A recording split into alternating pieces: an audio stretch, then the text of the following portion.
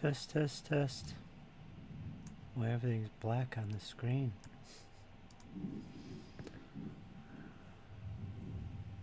Bear with me. I'm gonna do this all over again.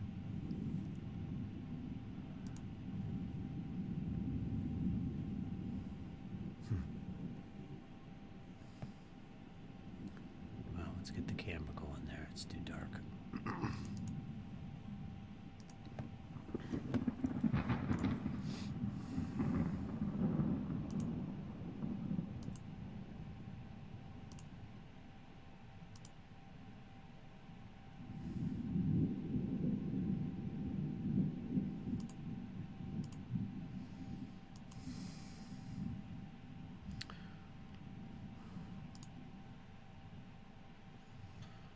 Alright, let me check and see.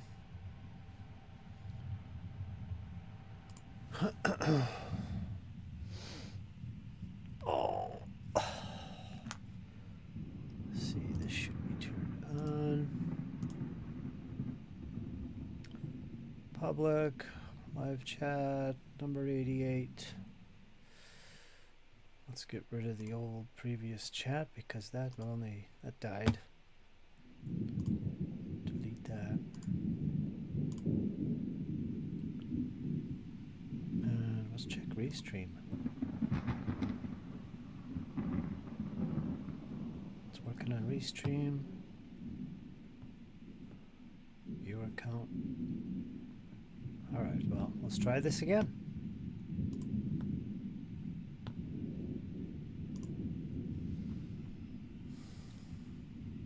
Nah, I got this, Paul. How you doing, Paul? I hope this don't continue for the day. Right.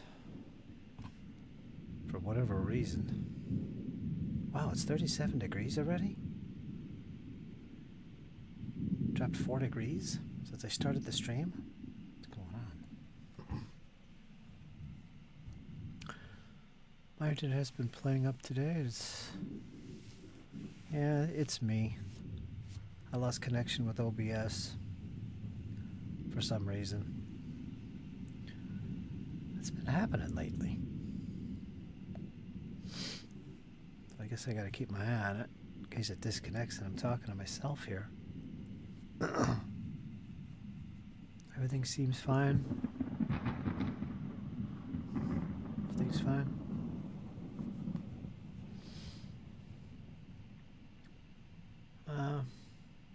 That threw me off. Anyway. Fingers crossed. How you doing, Paul? How is everything?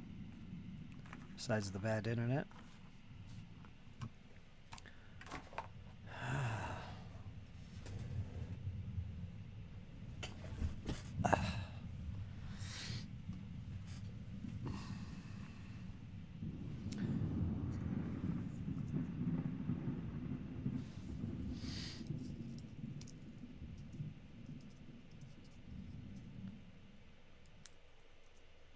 Put the flags on the bases today. Wasn't going to do this in a stream, but whatever. Might as well. I got to do this. But so busy with other things, I haven't done anything on this project. I got to get something going here. It always motivates me to know that I could stream. It's like, oh, let's catch up with Paul. Let's catch up with everybody and see what they're up to. All I got to do is just push the button. I mean, this is where I do my work anyway, right in front of the computer. As long as it doesn't disconnect me, then it's like, boy, what a waste of time. I don't know when my last stream was.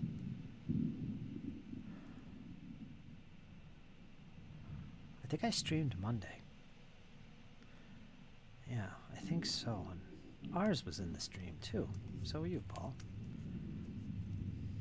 So you didn't miss any streams. I took one day off. And then Wednesday. I think I might have took 2 days off. Wowzers.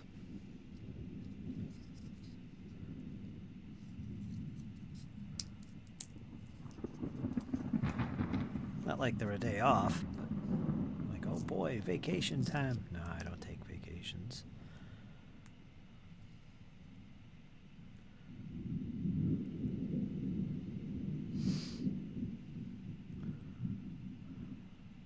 After a fashion, and sure. For sure, for sure, for sure. I still haven't watched the battle report. I'm sorry, man. I keep forgetting. Every once in a while, I see it pop up somewhere, and I'm reminded, and then I just completely forget again. Gotta make it a point to watch the damn video. It's a big battle. That wouldn't be fair to Paul. I've been sitting here talking. Oh, I'm excited. I can't wait. Oh, this is going to be great. I'm going to get popcorn and chips, and I'm going to sit there and watch and enjoy and rant and rave and hoot and holler.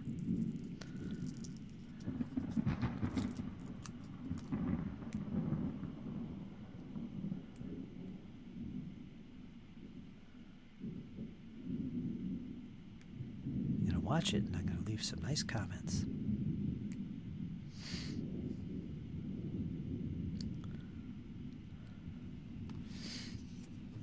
The least we could do here, folks. Support each other on YouTubeage.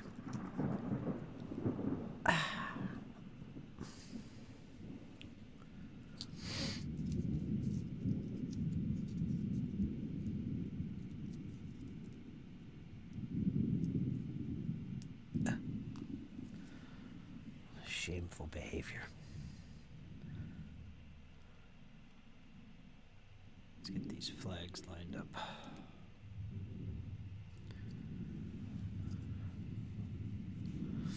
Try and get them all done today. 15 bases of flags. 30 flags to base. Plus 30 more extra figures. Oh, what is that?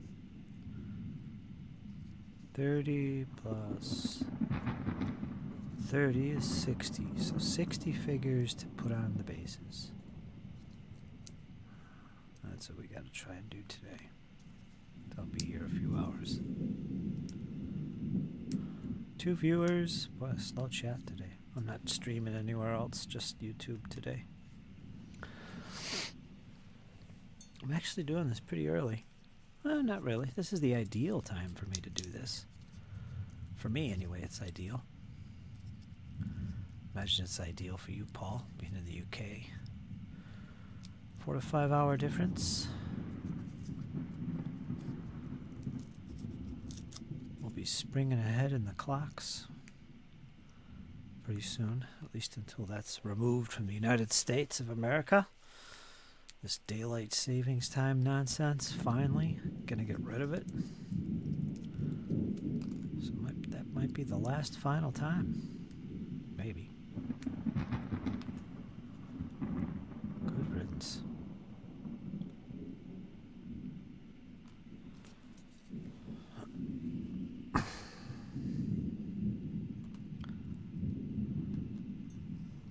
One more here, that would be 6.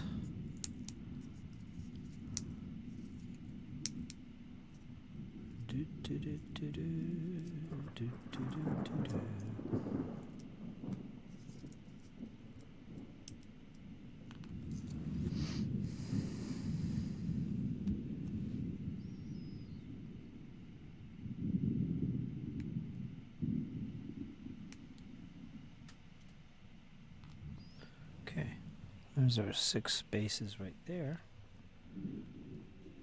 Put these guys on. An officer, an officer, an officer, an officer, officer, and an officer.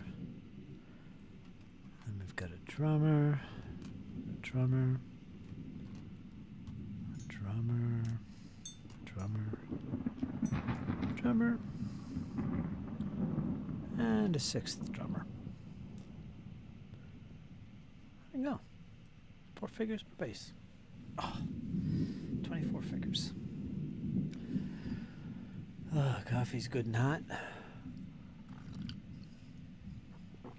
And pretty damn good.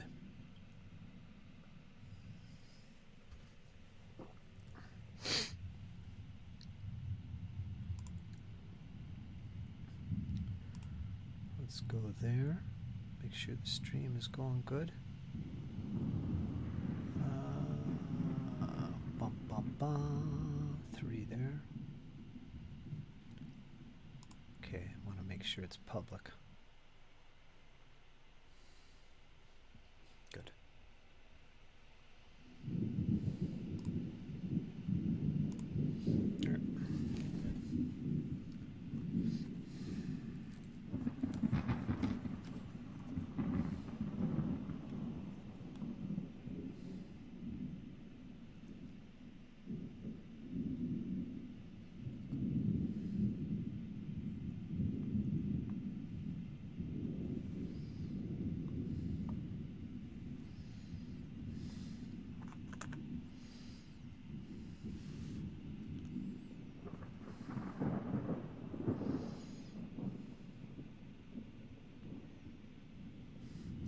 We'll see what we can talk about today to pass the time away.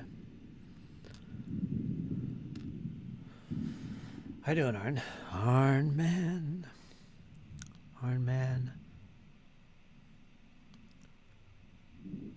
Day 5 of the flu. I didn't know you had the flu. Sorry to hear that, man. Wow. Yeah, that's not good.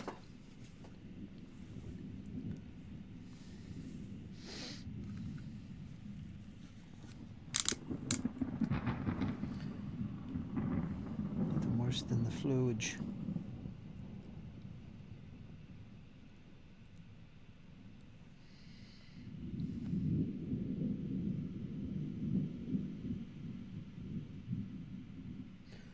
There's one flag.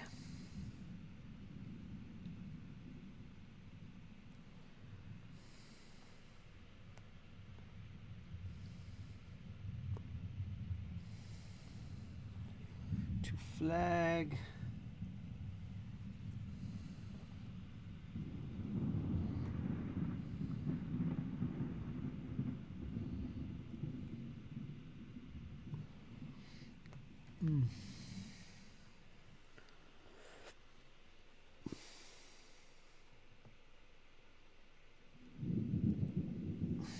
Drummer.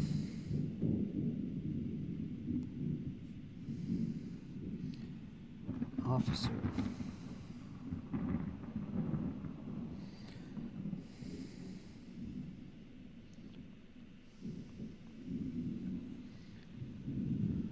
There they are.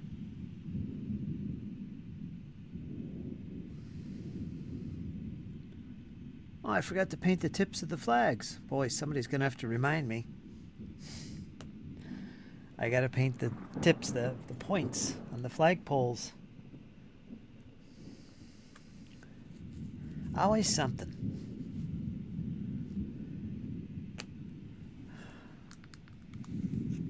But that was stressful. I got to take a break.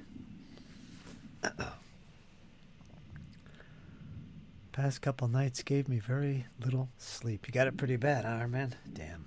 5 days. Is it getting worse, or are you at the middle point? I think it's probably the middle point, right? I don't know. Some people, like me, they get it and it's gone within days. A couple days, boom, gone. Other people, it'll linger for weeks at a time. Nothing worse. You can't do anything. Paul says, just put a pic on my painting table right now on the mini wargaming and painting thread. I'll look right now. It's like you were sitting right here with me. Right, Paul?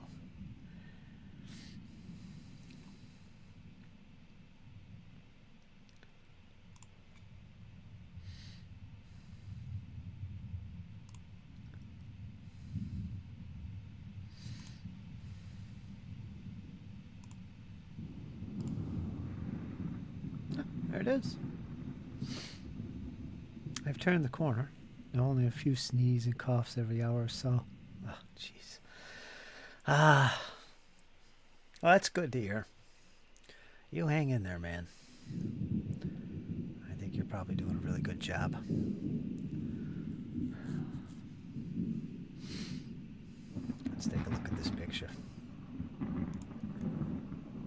else we got here? Got some pictures from Cal. Let's take a look at these first while we're here. Here was something interesting. Somebody on a Facebook post was putting on games of Triumph at school for the kids. And this was, what a great idea. This is something our good friend Ian did at one point because he was actually a teacher. Is that a printer in the back? It looks like it. Got a little filament printer in the back there. Look at us playing a game of Triumph in 28mm. Fantastic. Planting the seeds for some of these kids, I'm sure. This guy looks pretty enthusiastic here on the left. The yellow shirt. He looks like, yeah, I'm rocking this today. Yeah, look at that.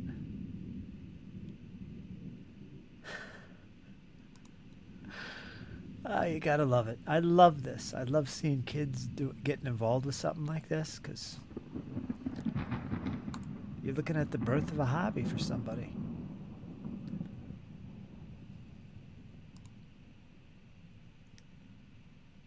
Can't beat 28mm, man.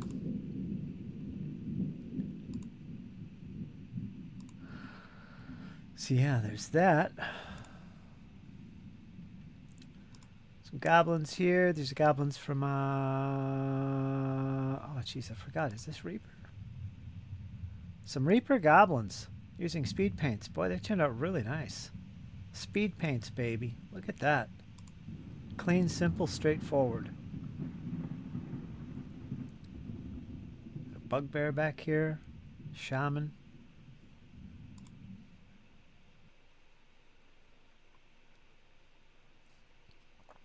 Here's some pics I saw somebody posted on Facebook. The vibrant colors of this layout is so impressive. It reminds me of the old American Heritage books. If you'll know what I'm talking about if you see these pictures. You'll know right away. Really nice. I got Cal getting back into the flow with some snake people. What are these? Lizard men? Goblins? I'm not sure what they are. This guy looks like a goblin. Again, speed paints. He gets them done. Trollbins. Trolls. Yeah, they look like a cross between a troll and a goblin. Wolfgang Messerschmidt. Got some goblins too, it looks like here. Can't tell if they're 28s or they're 15s.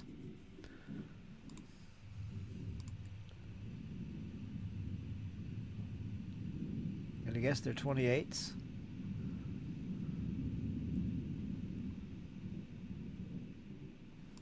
Trolls. These are trolls, I guess. They look like 15s to me because everything's, I don't know, it feels very small. I can't tell. If you look at the base looks like it's kind of small here. I'm going to say that's 15s.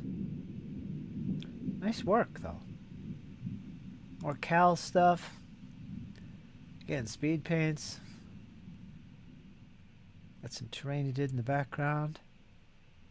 And he does good stuff, man, I'm telling you. Look at that. Check that out. Nice work on the bases. I guess these are stone pillars or something.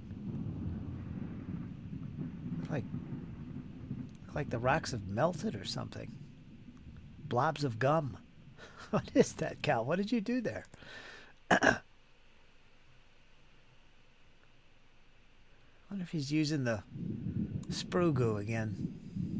Well, let's finally get to Paul here. This is his painting desk like 10 minutes ago. Gray.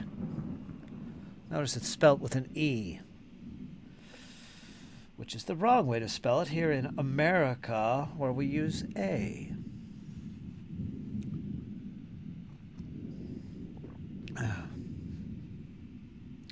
Gray, as opposed to gree. Looks good there, Paul. You got, look at all these guys here. What are they, trolls? Or not troll, ogres. Ogres. That's what it looks like to me. Nice work there, getting them done. That's the same palette I have over here. Yeah, looks good. Looks good. Contrast paints. Are you using contrast paints or are these the normal Citadels? Can't tell. Alright. We got similar layouts for our desk. I think you pointed that out the other day.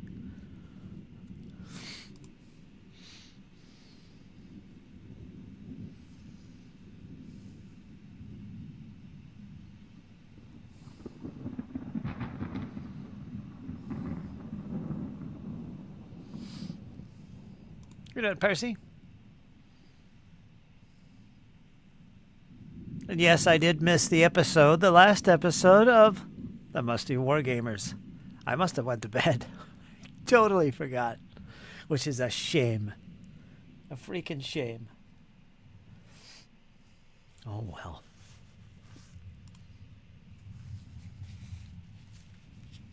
$28mm fantasy figs suitable for their D&D games.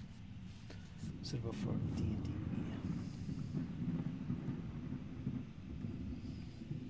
Is the stream still going or are we dead? It says we're still live. Good. Been having issues.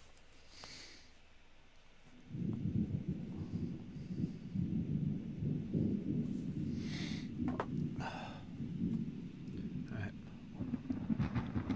Alright, so there's a look at Paul's setup.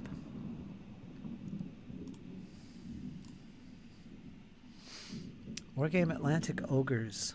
I love them. Wargames Atlantic is awesome. Still live. Excellent.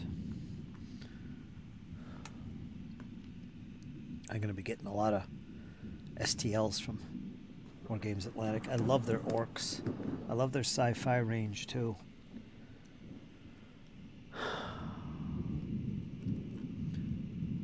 I'm going to be setting up my printing area very shortly.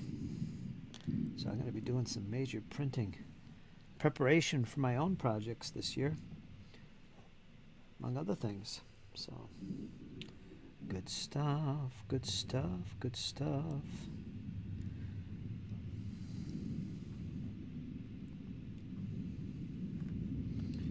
Get this guy turned around.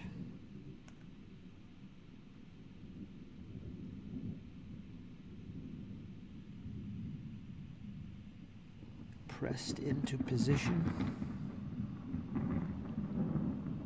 Helt Thor.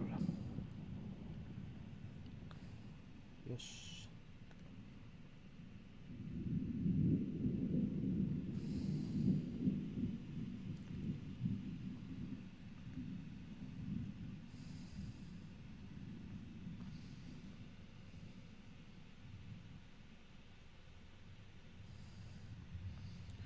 No games tonight, Iron Man?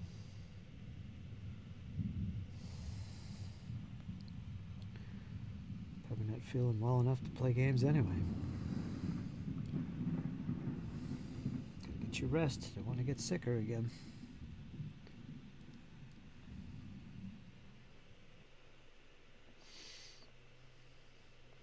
There, these guys are going on really easy. It's 2 battalions. Looking good. Number 3.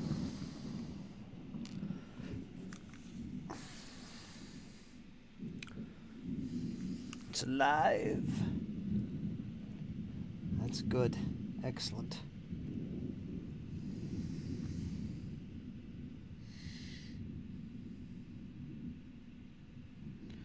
Let's hope it stays that way.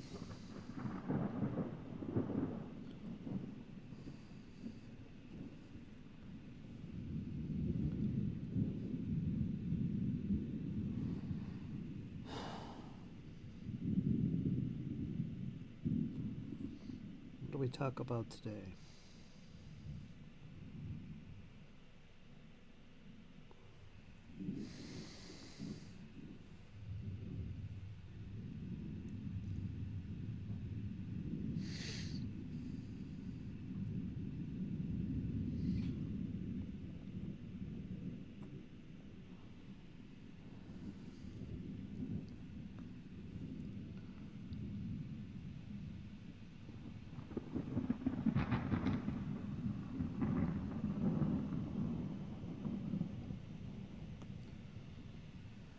Yeah, these are going on really easy.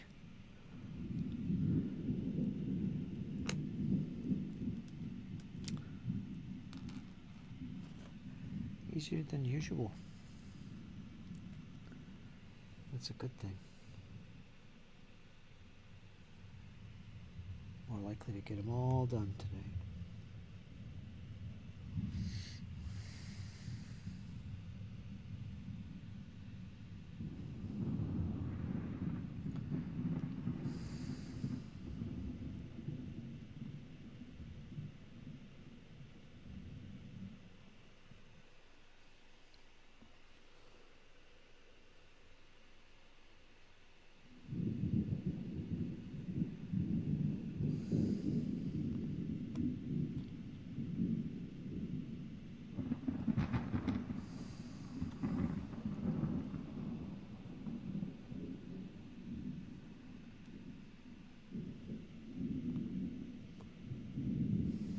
Yeah. Damn.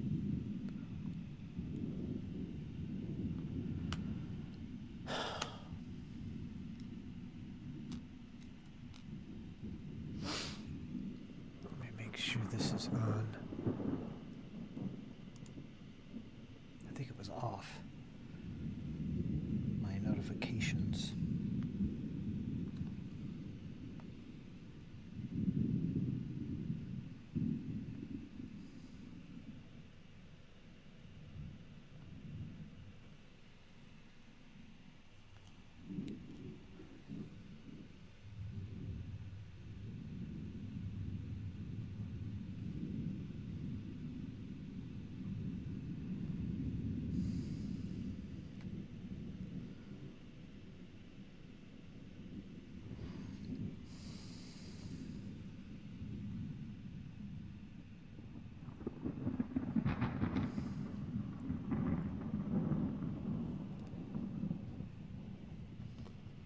Scrunch this guy over a little bit.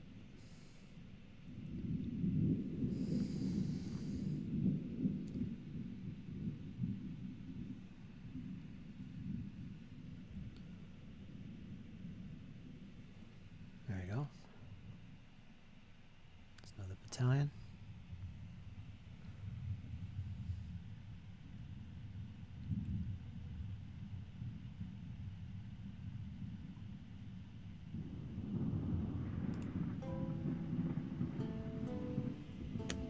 Let's do one more. And we'll go to the next batch.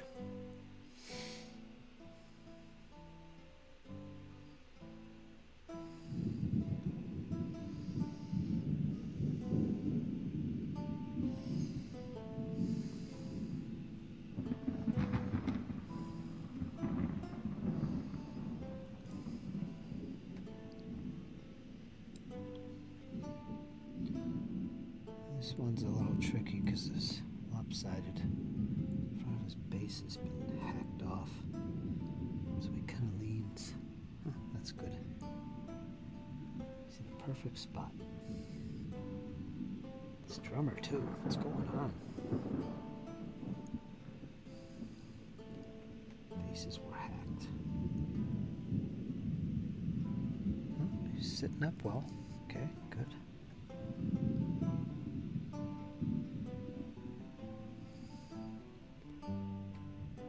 Crossed. There he is. All right. Da, da, da, da, da.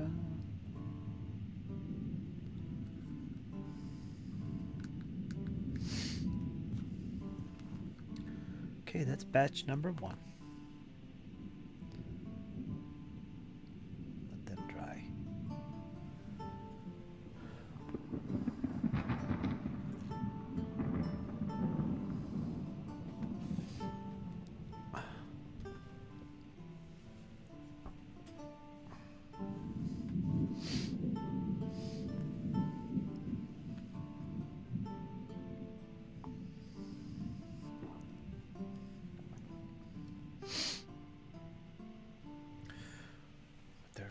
On full display. So if I can remember to paint the tips of the flagpoles. That'll be awesome. But the next stage will be to spackle these 15 bases,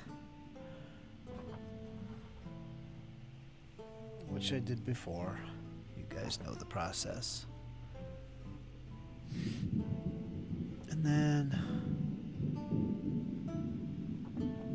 they'll be ready for flocking.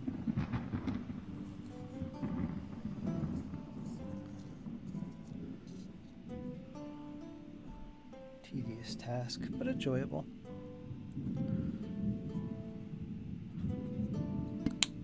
It's a messy task, actually, for me.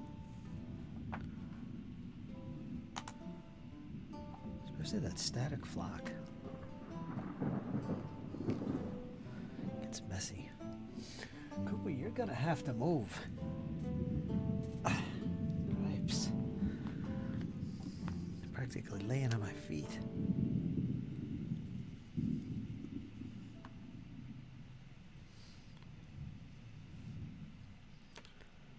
Da da da da da da da.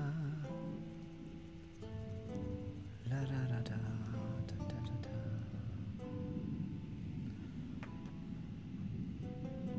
La da da da da da da da da da. What are you guys working on? I don't know what Paul's working on. Arn, you don't work on it. He doesn't do the miniatures thing.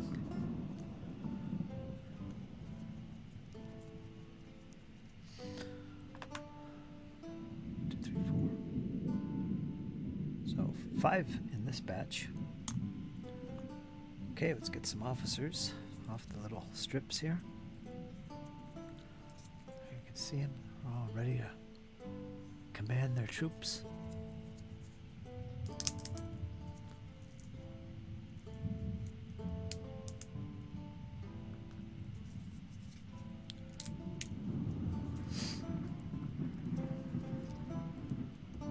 Warhammer 2. I am working on my OSE setting. Oh, there you go. That's fair play. OSE.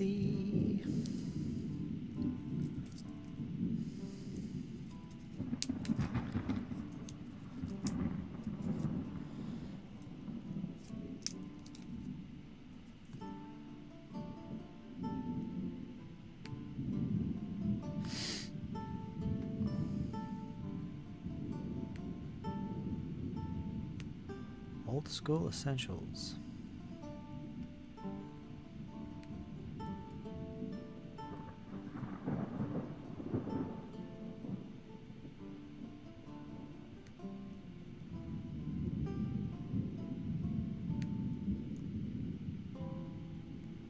Advanced. In other words, race and class are separate. That's essentially the difference. There's all 5 officers.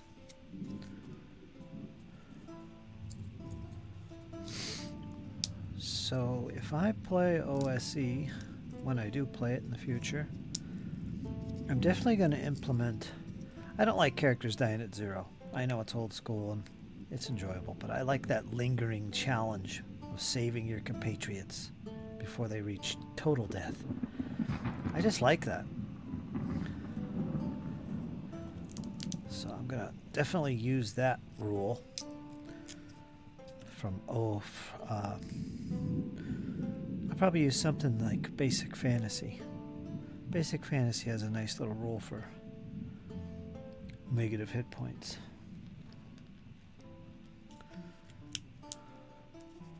So does Castles and Crusades.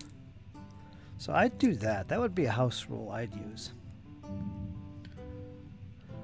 for my advanced games. If you don't know what that is, when you reach 0 hit points, instead of dying, you are... I forget the terminology. but you're basically, you can only do one action or something. When you're negative hit points, you're unconscious and dying, and you lose one hit point every round thereafter until somebody freaking saves you, which is no easy task. So you'll probably die anyway. And I also use the rule for sudden death, where if you take enough hit point damage to equal or exceed your constitution, whatever, or maximum hit points, you're dead that way too. That's instant death. I like that. I like the lingering. I think I might call it lingering death. That'll be my house rule. And I like massive damage too. Then it feels like AD&D to me. Then it feels like AD&D, which I prefer to basic. And that's it. I don't know. I wouldn't really change anything else for my style of game. Just those things. And even then, I wouldn't use those options all the time. If I want a more basic game, I'll ignore it. 46 dropped the lowest for generating character attributes. That would be my normal procedure instead of 3d6 down the pipe. Again, that's the way I like it. And that's it. I don't think I'd change anything else.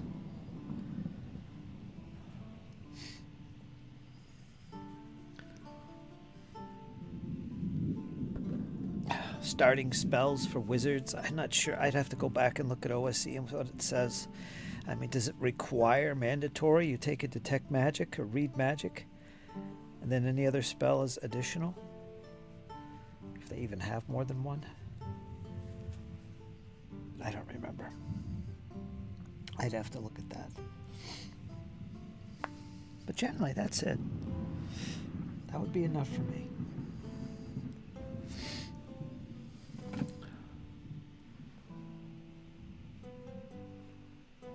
That's assuming. That's what I would do, assuming I'm not playing any other OSE or OSR type game. Like Castles and Crusades. If I was, I might just keep by default like a basic game. Not use those house rules. Just because. I want my games to all be different from each other, right?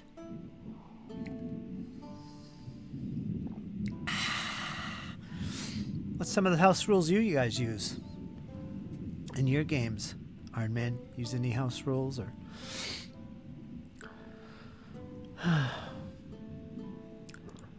I got the missing spell document, fan-based. It's a missing It is the missing advanced spells. Nice for adventure rewards. Really nice. Looks like Act 2 is shipping this month. Ooh, that's good news. Now there's a game I'm going to take a serious look at.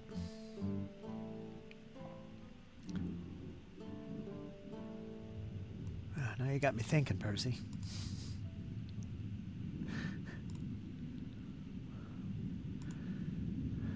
Some people call me the Space Cowboy. Some people say you go negative up to your constitution, plus before you die. That works. I think that's how CNC does it. I think Basic Fantasy does it at 10. So when you hit negative 10, you just die. So it's not based on your constitution.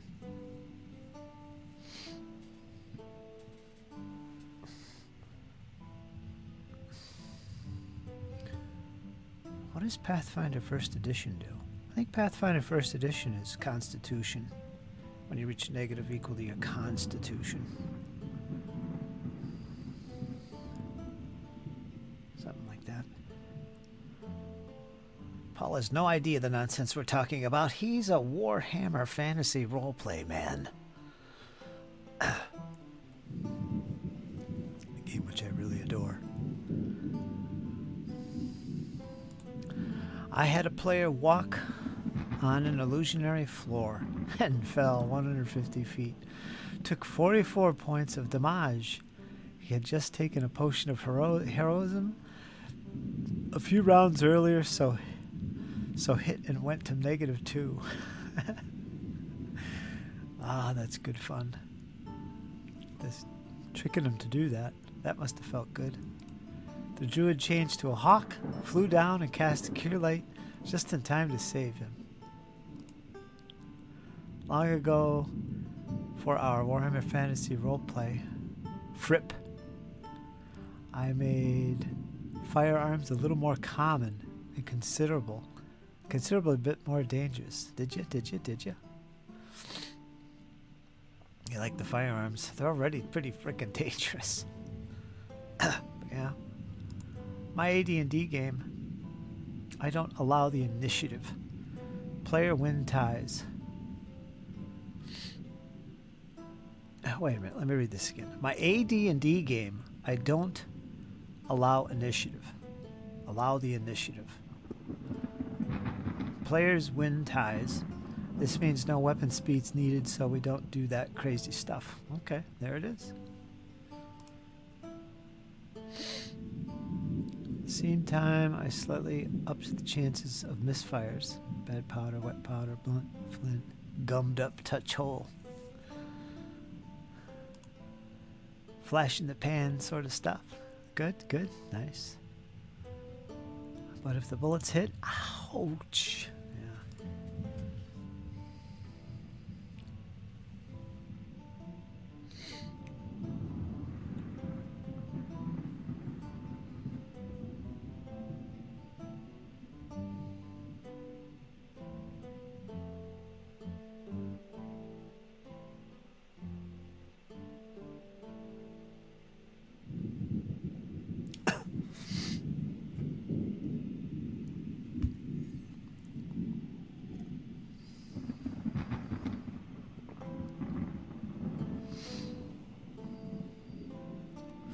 My Flint has flintlock rules option. Where's that? Fan made or their magazine? What's the name of their e-zine? Those 32-page. It's not knock. They have a little rules expansion adventure supplement every month or so many months. I don't know how often they publish it. I can't think of the name of it. I think issue 4 is the next one. They add a lot of new stuff in there, I've noticed, which is kind of cool. That's cool. Carrion crawler. No, carcass crawler. Isn't it carcass crawler? They can't use carrion crawler or something? Is it carcass crawler? Regardless, it's a good name for a magazine. Nasty creatures. Yeah, they have rules in there too.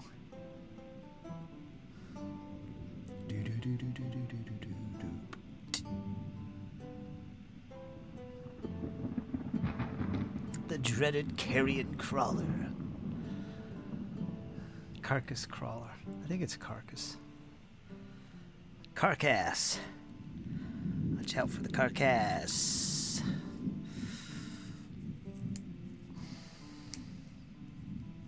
New classes and races and silliness like that.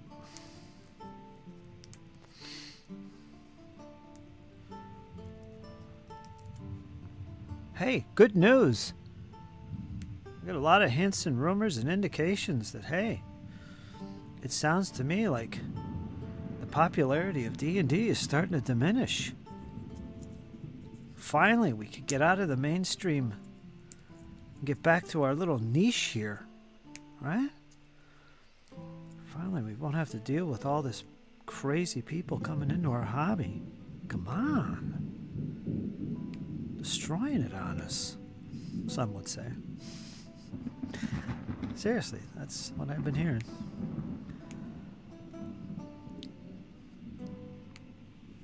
What exactly that means, I don't know, but it's a good thing.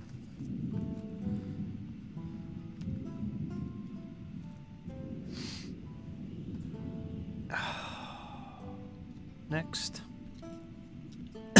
Acts 2.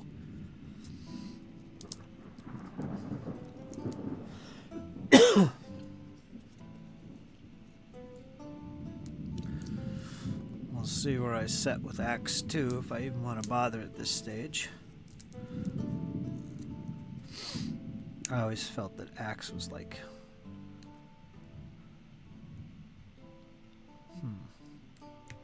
one of the best, if not the best. For me, anyway. Probably not for everybody else, but for me, probably Percy, too. It's the best. It's the best OSR type of game. Based off of BECME. With a little bit of the other D&D stuff in there, too.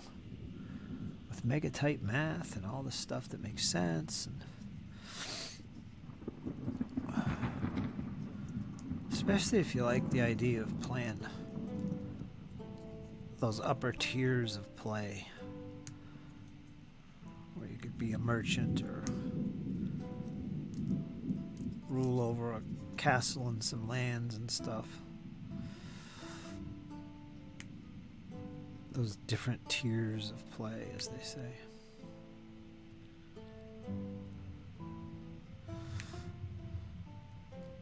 I just thought that was cool. So it's like a BECME. A BECME clone? Retro? I don't know what the hell you call it. I think it's more BECME than anything. And I like that. Cool way to look at classes. But the game is pretty crunchy, I guess. A little bit on the crunch side, which is good for some, bad for others.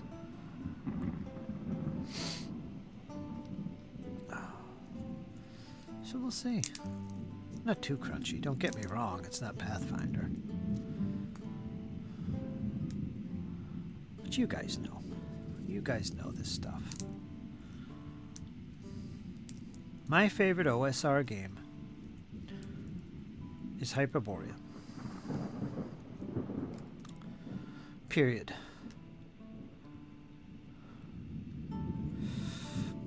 That's my favorite. That's an AD&D game.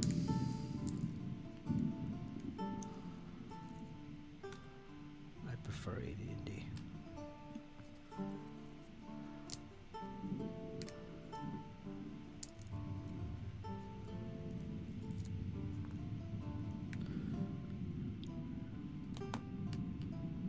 There we go. Hyperborea. There. All taken off their bases. So what's your favorite OSR game? I think I already know that. I know what you like, Percy. Arn. Paul. Of course, he doesn't really play OSR. Well, I guess that would be considered OSR in a way. You're playing first edition fantasy roleplay. That's old school for sure. Although it's not based on D&D at all. Still old school. The good thing about Warhammer Fantasy Roleplay, no matter what edition you play, except for 3rd, no matter what edition you play, it's the same system. They haven't really changed much at all. Few things here and there. Again, 3rd edition is an exception. Just little changes. So it's still the same freaking thing. So it's always been old school, I guess. Hasn't been politicized. I mean, when you look at the 4E rulebook, they don't go into things like X cards and, modern cultural war stuff aren't in the rulebook, which is wonderful, great, beautiful. Please keep that out of our hobby, especially our rulebooks.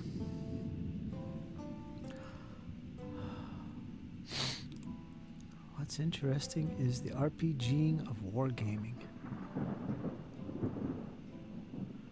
RPGing of wargaming. You mean like Pathfinder? Because Pathfinder is not a solid RPG. I hope folks know that. You guys probably do. Yeah, I don't consider Pathfinder Pathfinder is a war game with role-playing on the surface. Or what I refer to as a tactical RPG. Is that what you mean? I don't favor character creation aspects of the game over the adventure aspect.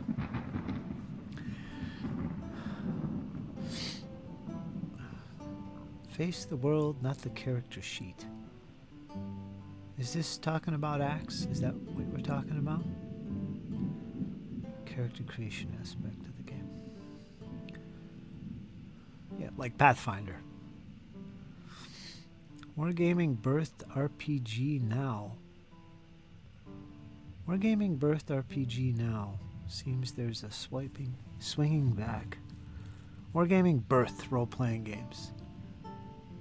Now it seems to be swinging back. Frostgrave, Stargrave, 5 parsecs from home. Okay, I see where you're going. Okay. Ranges at the Shadow Deep. I see where you're going. Interesting.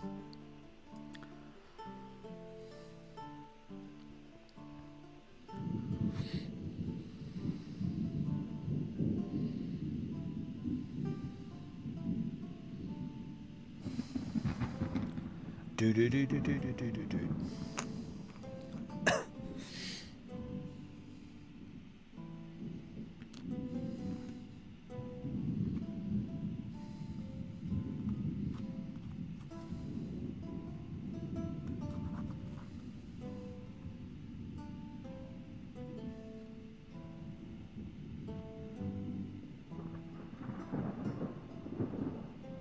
Do do do do do do.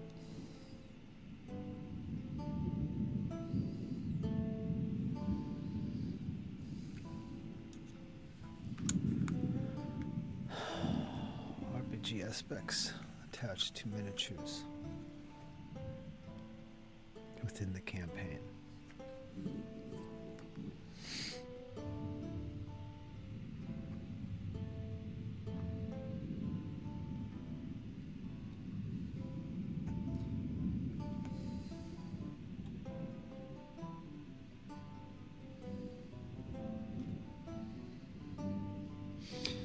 Especially with skirmish war games.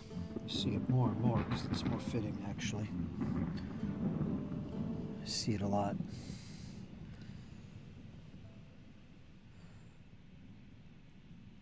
Not so much with the bigger battle games. But still, they're all, even those are role-playing. All these games have role-playing aspects to them. Even war games like Empire and stuff, where you play the generals of these armies. You're taking on the role. It's all role-playing, to me. All these games got some level of role-play involved with them. Just isn't the focus, I guess.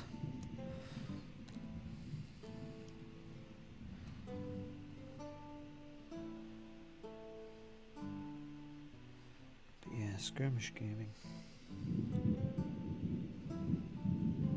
You see it a lot.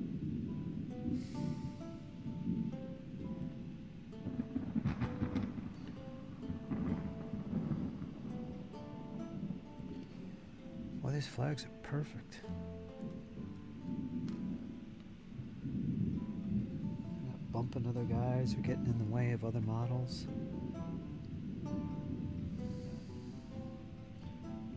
Going on just right.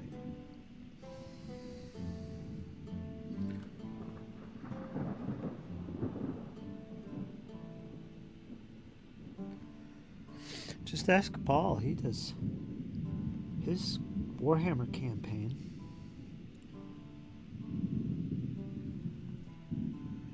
Is tied to his role-playing campaign. He probably considers it all one big thing.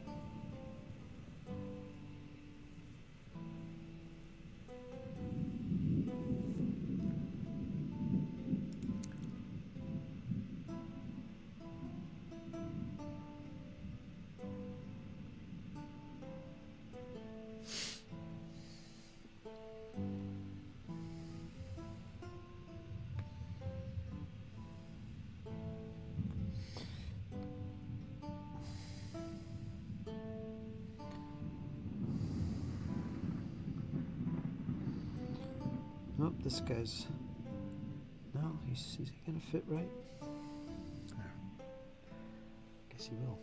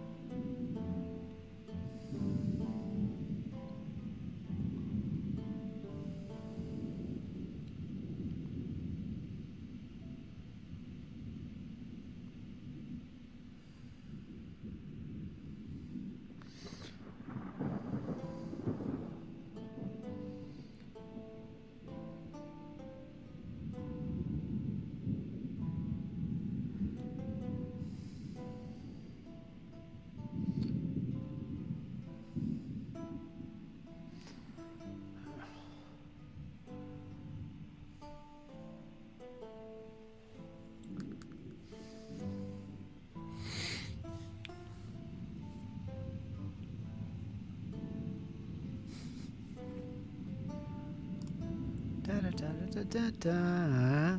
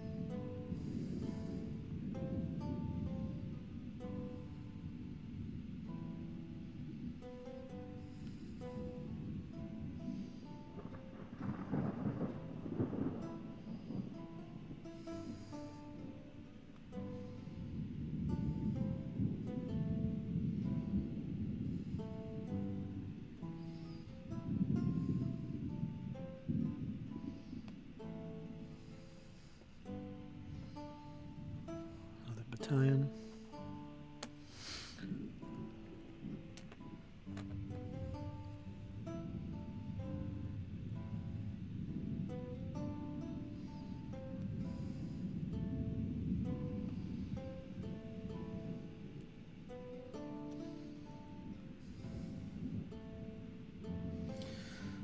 Let's get out the knife here.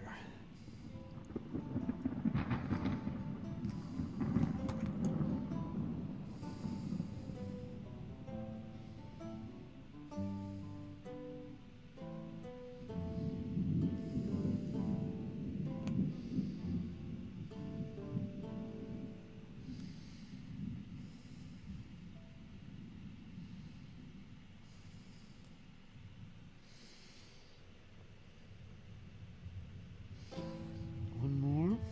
This batch will be done.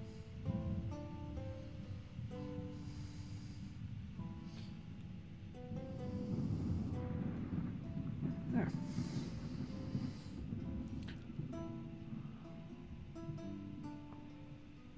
That batch is done. One more batch, and that's only 4 bases. Then we'll have 15 done.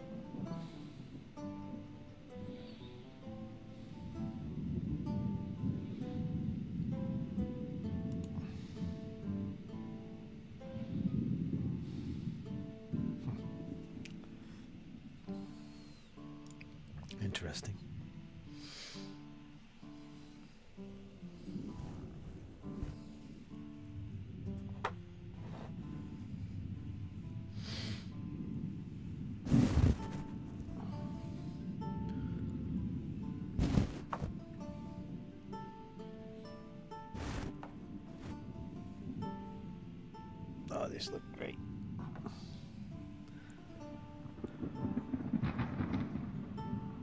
Freaking awesome. Do do do do do do do do.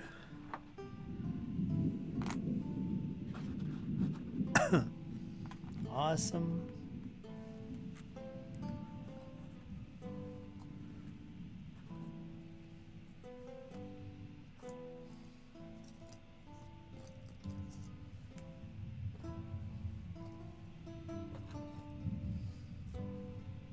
Okay, last batch.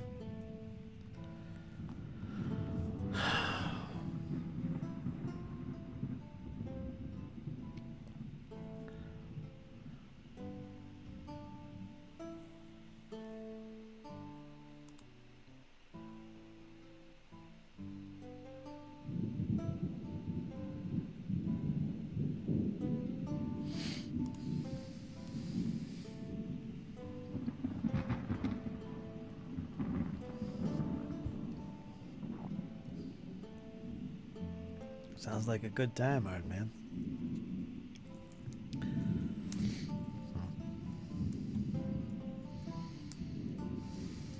Good times.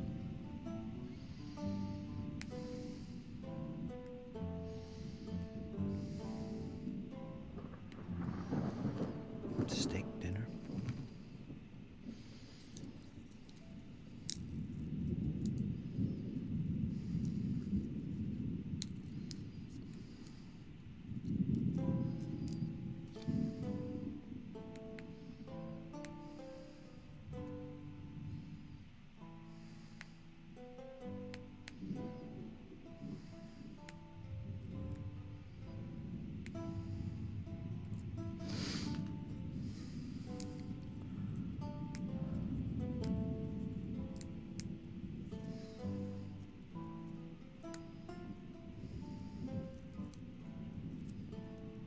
What happened here?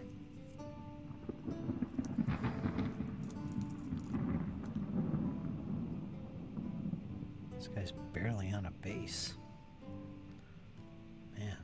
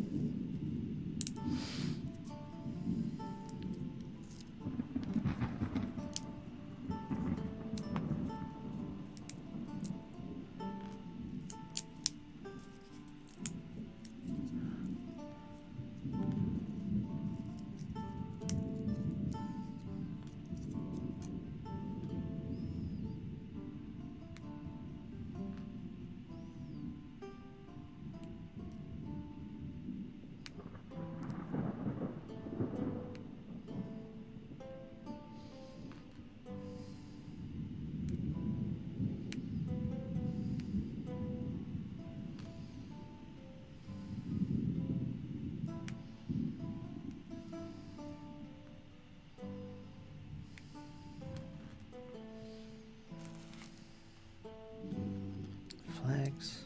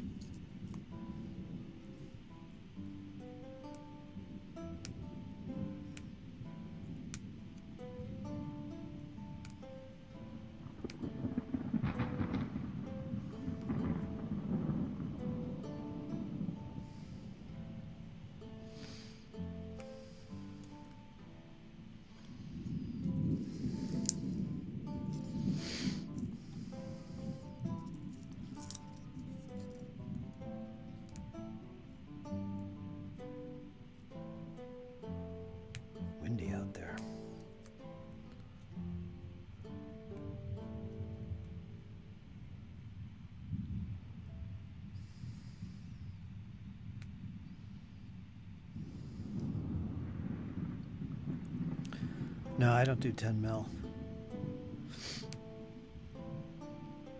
These are the commission. You know that.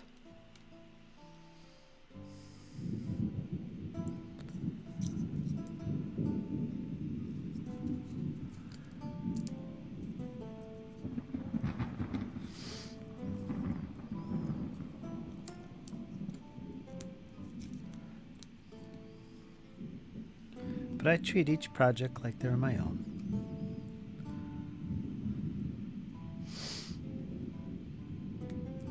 This is how I'd do them if I was doing them.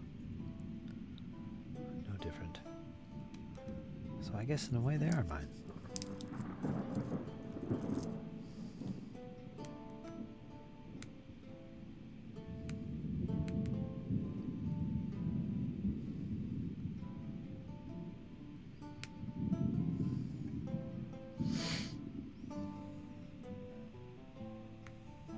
Man, all the Napoleonics for ESR that I have painted over the last 4+ years,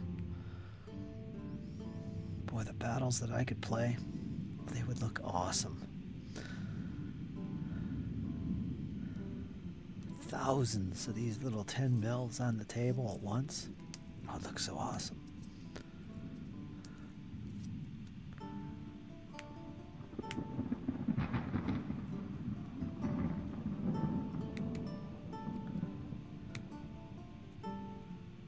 Most of them are for the same pair of customers who know each other and play games together. Not all of them, though. There's a few other clients who 10 mil Napoleonics I've done.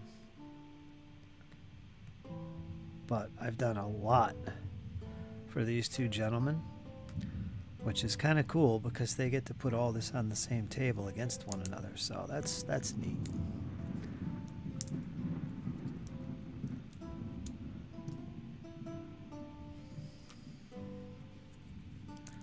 That's pretty neat.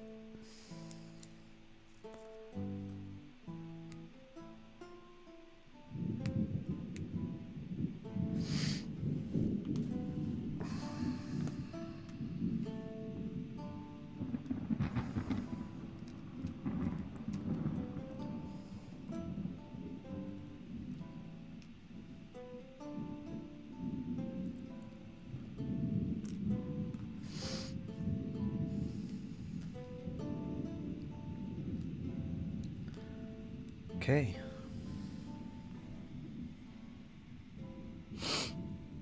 Use 28mm for the defenders on your side and 10mm for the advancing enemy. It would give a good scale of the distance away. Yeah, it would.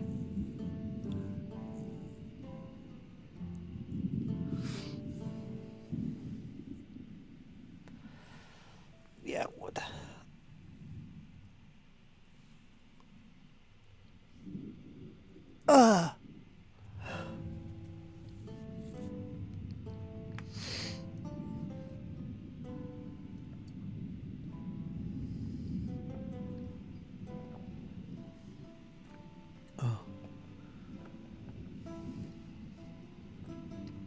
Boy, what a difference. Man. These guys come up to his kneecap.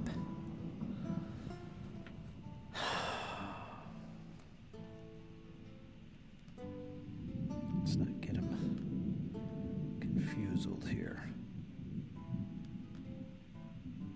Is that green? It looks blue. What is that? Gotta make sure these flags go together. Yeah, they're green.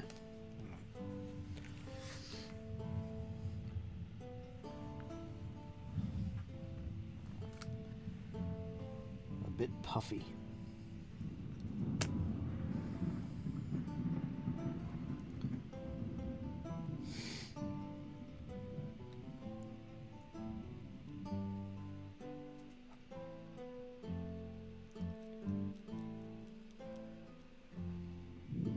It's too small for me.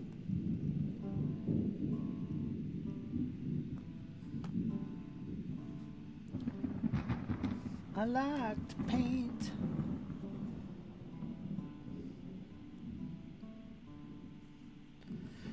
I get more joy from painting the 28s? It makes sense, right?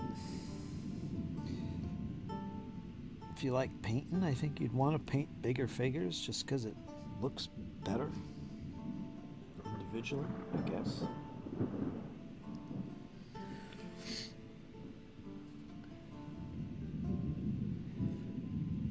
These guys just so too small to really enjoy them that way. But where they shine is when you're putting them together in mass. That's when it really looks impressive. And that's something hard to achieve in 28 mil. Unless you're rich and got all the space in the world. And you know what I mean.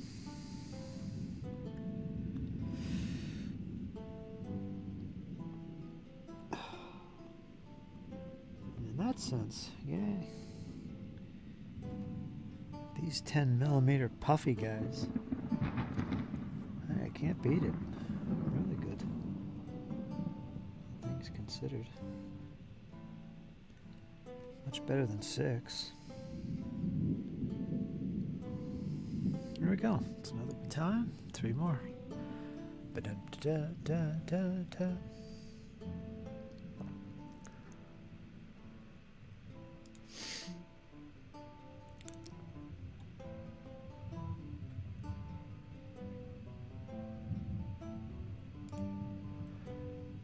Sword in the flame.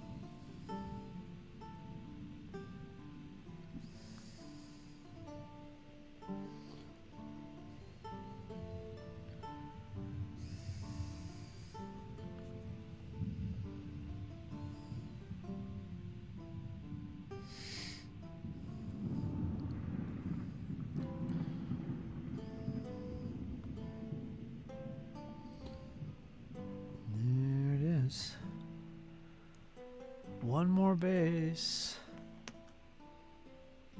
Da da da. Da da da.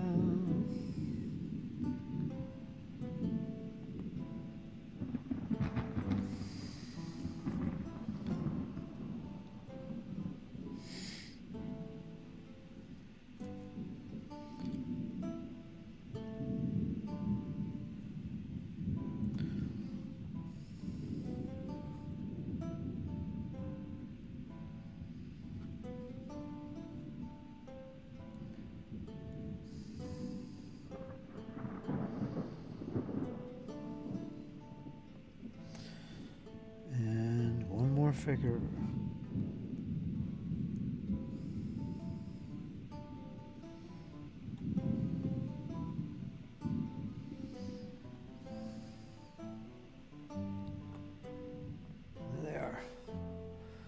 15th Battalion. Let's let them dry. I'll show all these bases together. A little bit drier. See all 15 of them sitting here on my palette. You guys get a kick out of seeing that. With their flags unfurled at last. In full display.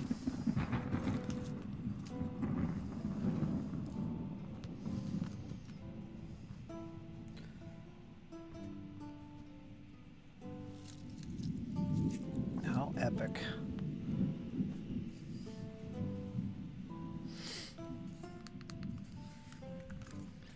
That's it. Time to celebrate.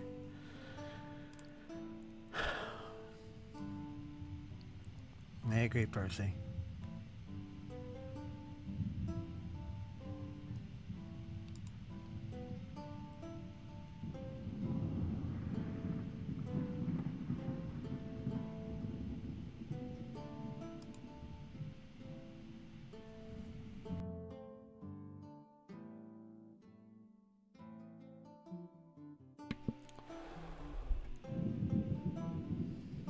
Hard to say.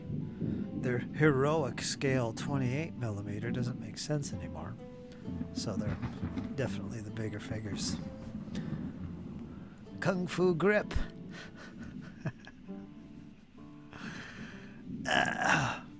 G.I. Joe.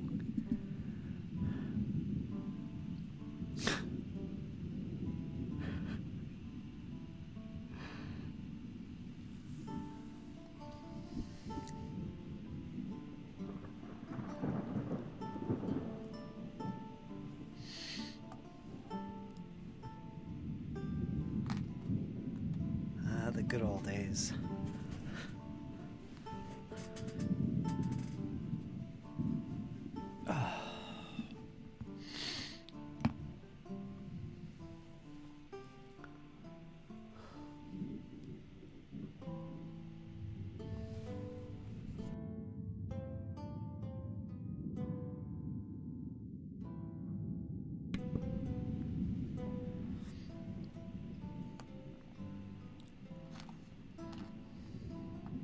HR puffin stuff.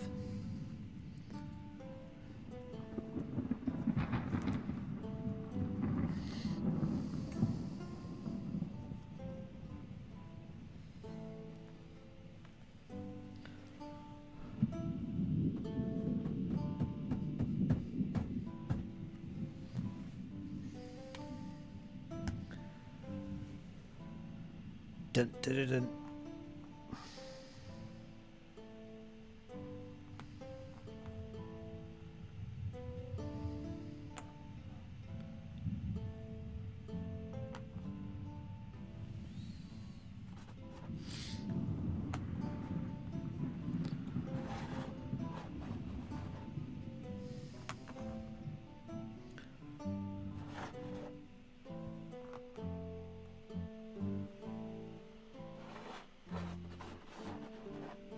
This is a pretty decent sized division. I'm putting on this little pallet, what I call a pallet, which is pretty amazing if you think about it. A division.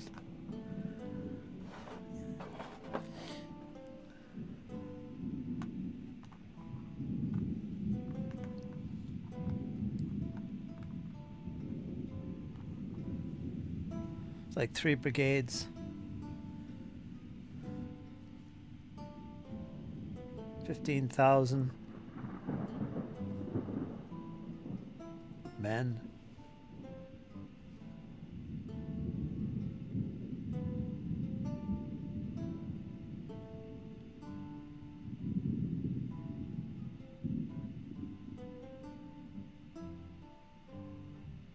That'd be about 9,000.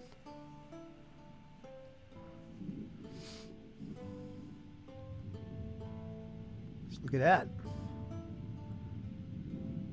Pretty slick, pretty slick.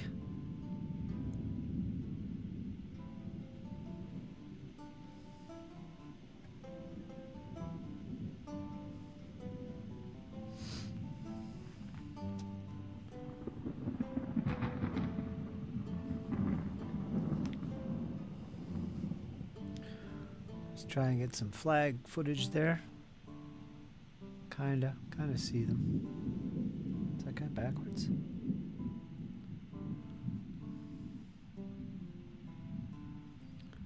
Those flags unfurled and flying.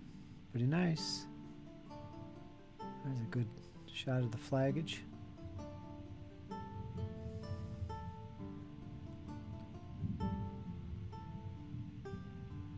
Are you guys even paying attention?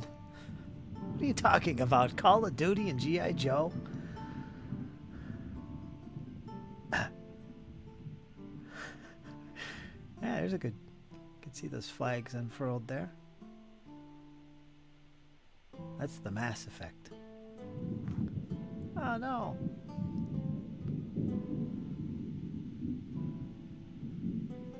Thanks, Iron Man. Percy. That's 15 battalions.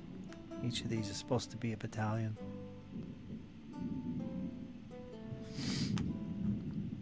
Plus I've got... I don't even know how many Jaeger battalions.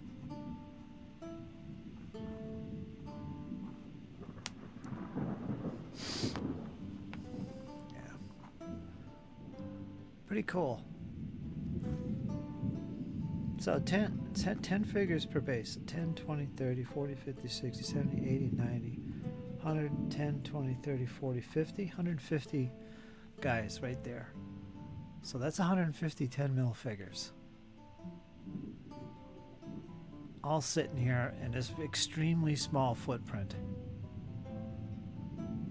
Imagine 150 28 mil figures. Take up 3 times, if not more, of the space.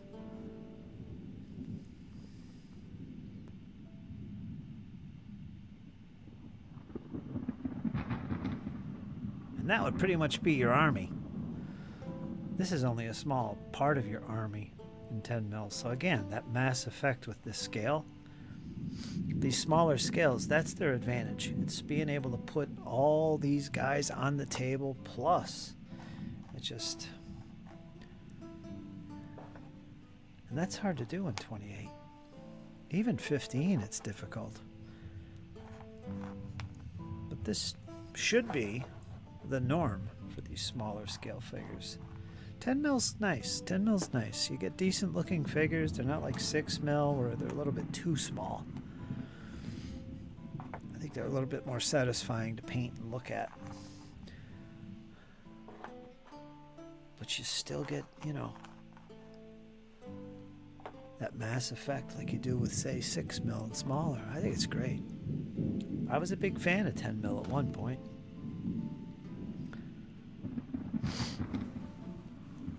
But I just enjoy painting more, so.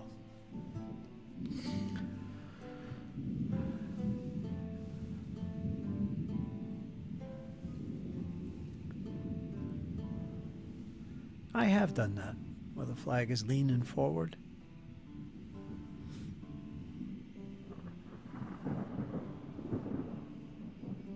I didn't do it on any of these guys, though.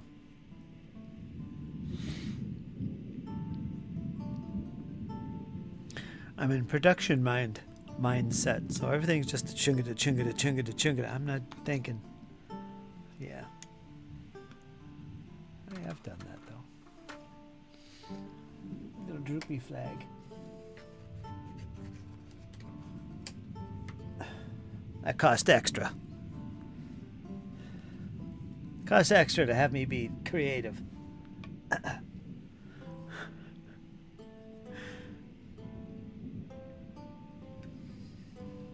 Gotta make a living here.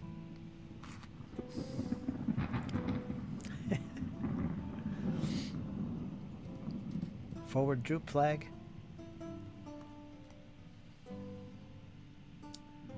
The old droopy.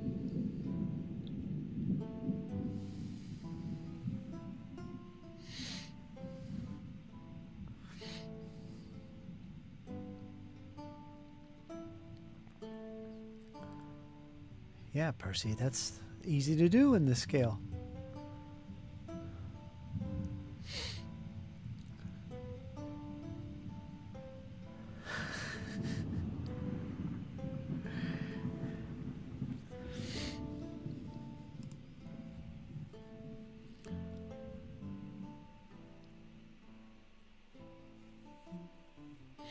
I agree, Percy, totally.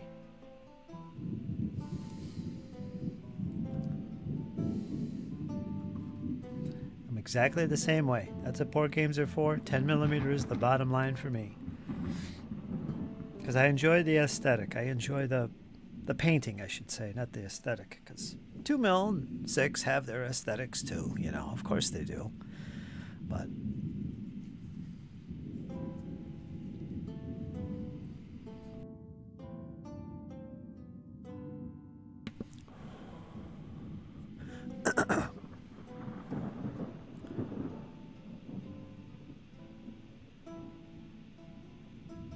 let's get a close-up of one of these bases, because, you know, you gotta admit,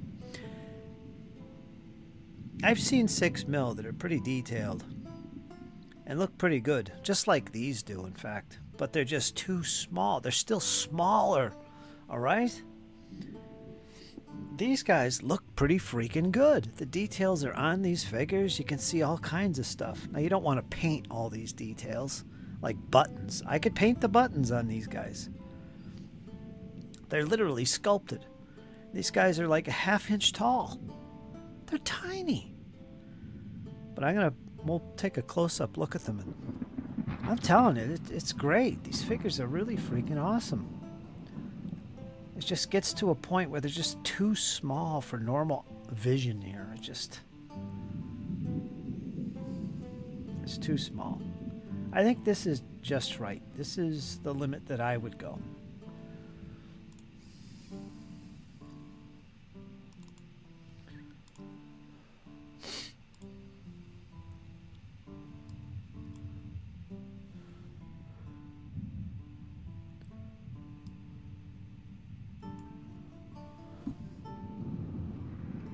I mean, look at that. That's pretty damn good for detail.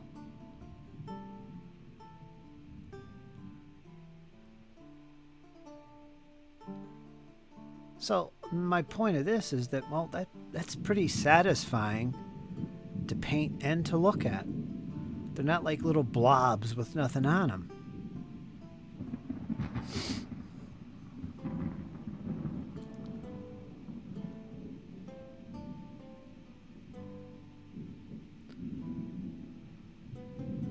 Which I couldn't do.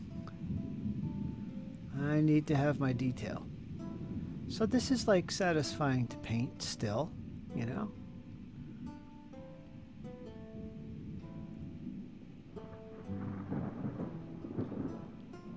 Pretty good, pretty good, pretty good.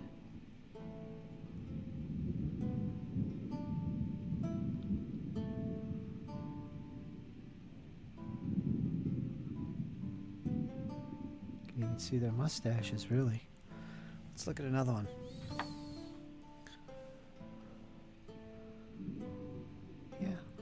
That's pretty freaking nice.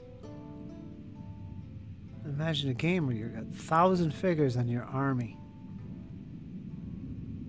That's huge. So impressive. And the fact that you can make your own flag. I drew these. Made my own flags. Put them on. And this is 10 frickin' mil. And no, I didn't paint the tips of the flags yet. Gotta remind me to do that. That's pretty damn good. Very satisfying.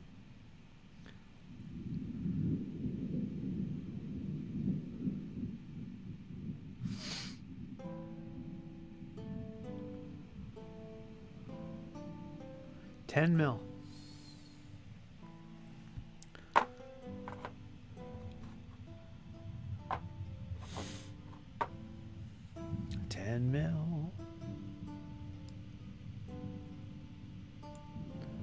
Let's go on autofocus.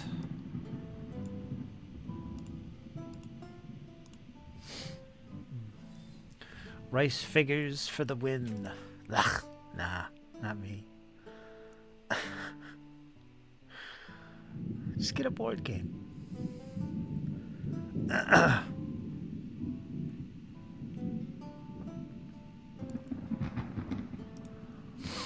They look very good. I would have glanced and guessed 15 mil, right?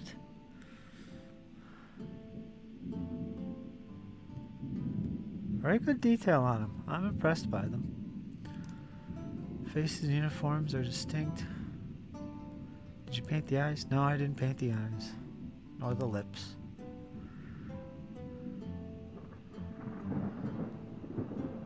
I mean, some people would do that just to do it. Because you could. It's not impossible on these figures. But why would you ever do that, really? Except just to... You know, you need a frickin' microscope to see those kind of details that you work so hard on. Why bother? You know, it just doesn't make sense. It doesn't make sense. But if you do 28 mil, you could do the eyes and the facial stuff, and it looks great, and it's impressive, and you don't need a microscope, generally. But some people like to have that kind of detail. I like that kind of detail.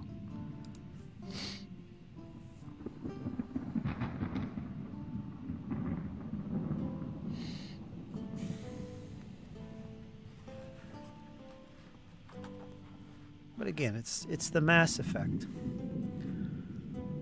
But it's not just the mass effect of all these figures together. It's the fact that you can paint them to a really good level of detail at the same time. So far better than rice. If all you want is the mass look, then yeah, go with rice. So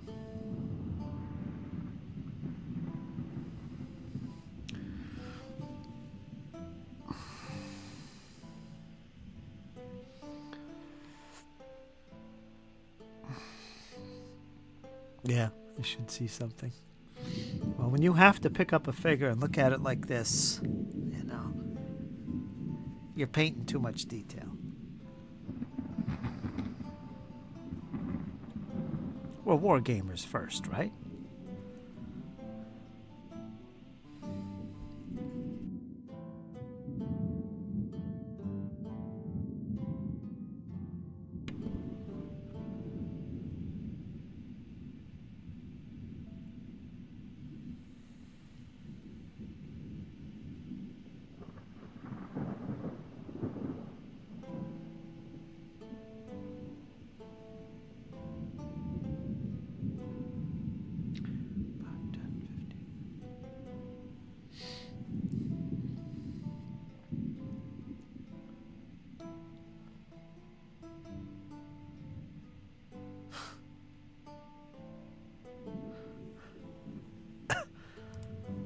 Go.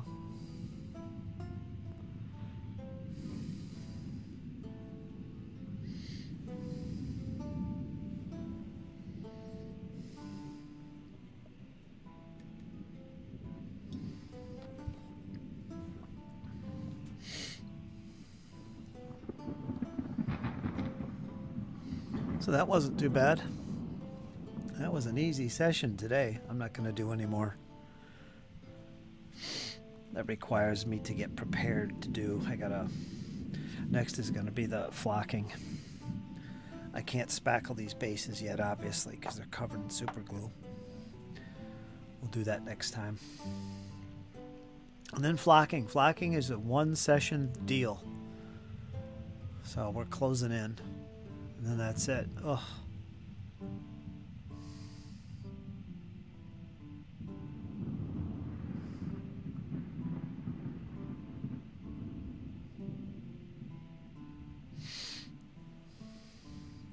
See you, Percy. Percy Block, everybody. Percy Block. Percy, Percy, Percy. Dungeon Crawl Classics. What is your favorite old school RPG? Mine is Hyperborea. Hyperborea, 3rd edition, 2nd edition, actually. But yeah, Hyperborea. It's my favorite. OSC is pretty damn good. CNC is pretty damn good. DCC is great fun. What else? What else? What else? What else? What else? Black Hack, White Hack. Don't know anything about them. Index card? Nah. Simple D6? Nah. What else is there? What else is there? clones. Osric for Golden Glory. Pretty good. Pretty good. If you want to be closer to the real game without playing the real game.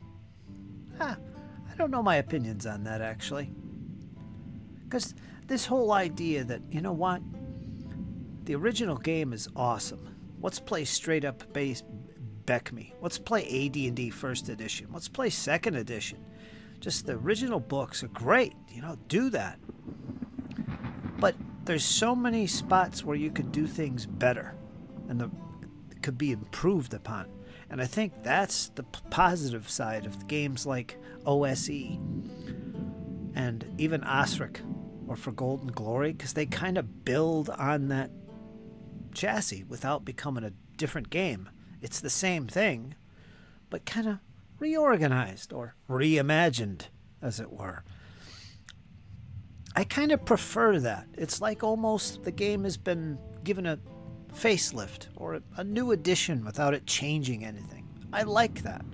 Makes the game, keeps the game what it is, but kind of brings it up to date.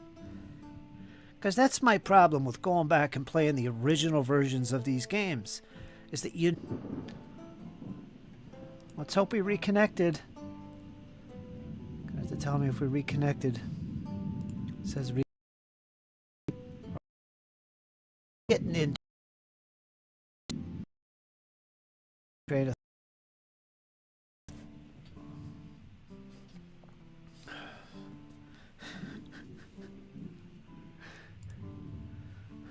Are we still live?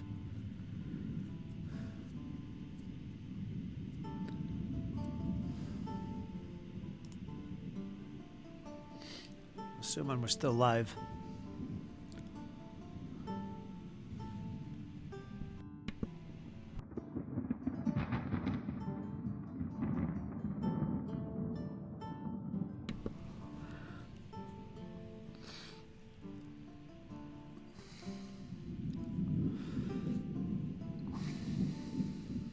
Bounced me and it came back again. I totally lost my train of thought, so whatever.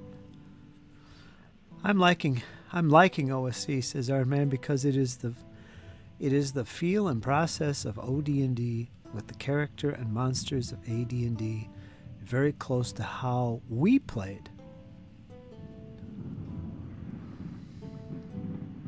Hi, Zadarok. Zaddy. Lost you there for a minute. Don't worry, Paul. It was on my end once again. It's not you. Oh, I was talking about my problems with playing the original versions of the game. There's better ways of doing it. Iron Man knows this. He battled with AD&D for so long, trying to play rules as written. And yeah, it's got some problems. There's so many ways it could be done better, certain things. And that's why games like OSE, for instance, are great, right? Or Castles and Crusades. Or even Osric and For Golden Glory. They're perfect for that. So you still feel like you're playing the game that you remember. You are, really. I like that idea. When people ask me, well, why don't you just play the original version of the game? That's why I don't. I mean, if I did, I would be playing strictly for nostalgia's sake, alone. That's what I feel.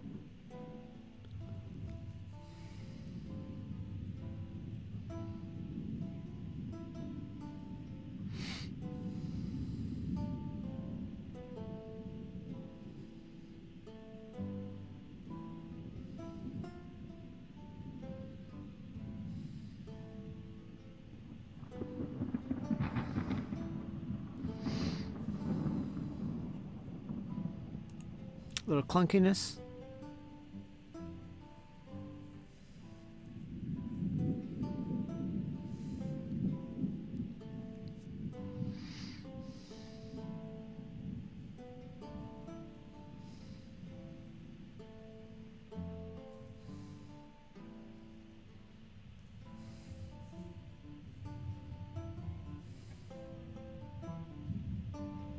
Hyperborea,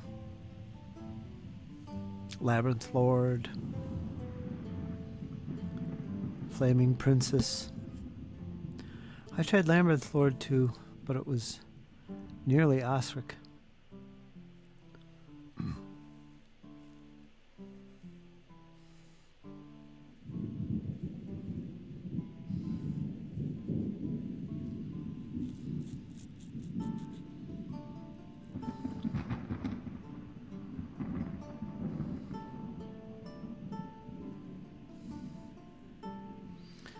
Uh-oh, getting dropped frames here. Because of the network. So it's not on my end, it's the freaking network. But we're still live.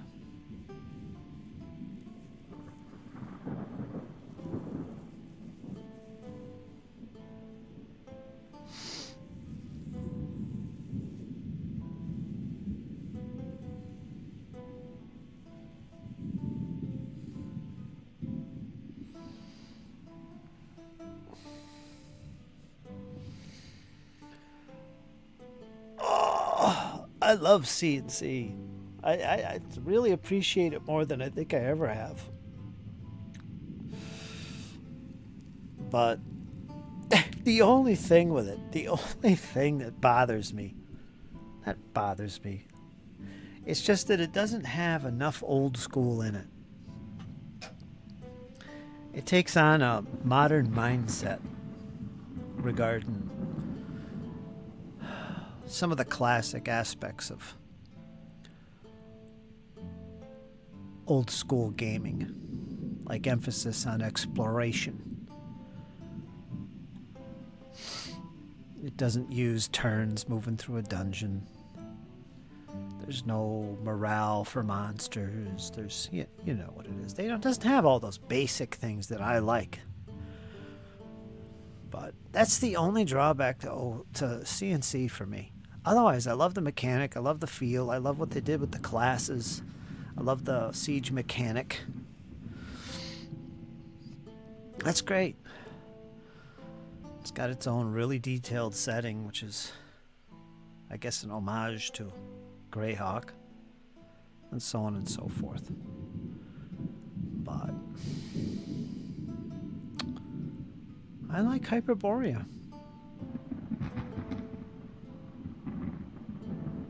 And probably OSE.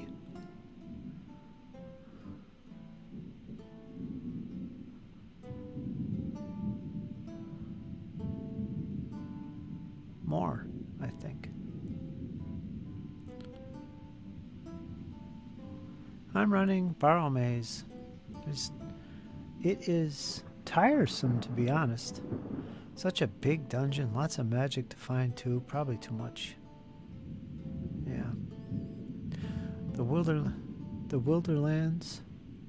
the setting I am working on, also has C&C versions for most of it. Do you like C&C Iron Man?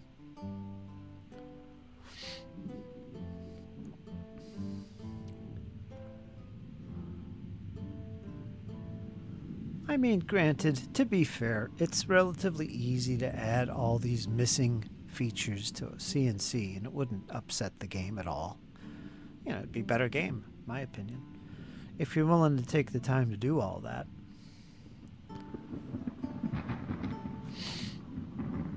That's just me, though. I love C&C, though. So far, I've been loving it. But I don't care about C&C. I didn't ask if you cared about it. I asked if you liked it. Come on, Iron Man.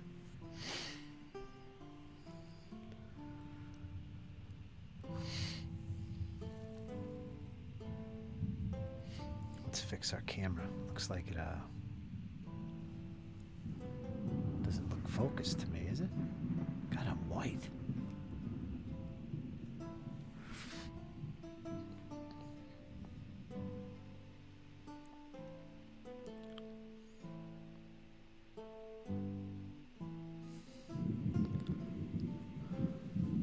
Yeah, it's Thursday. That's thunder. I hope it's not storming. It's supposed to be windy. Let me look and see.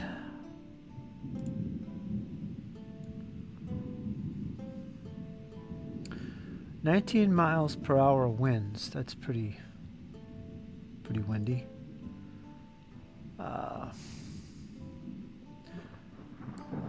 33 degrees. Boy, it got cold.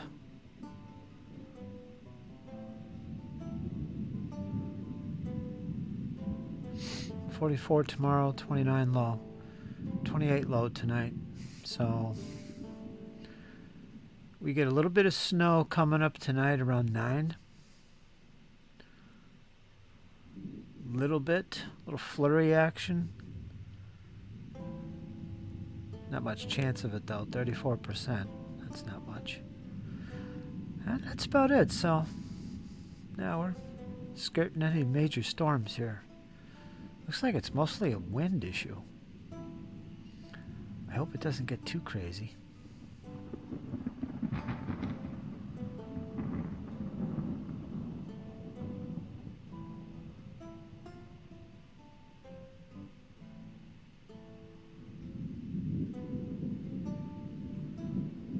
Because that makes things miserable too. It makes it colder. I could hear it whistling out there. Wind advisory ongoing. Do, do, do, do.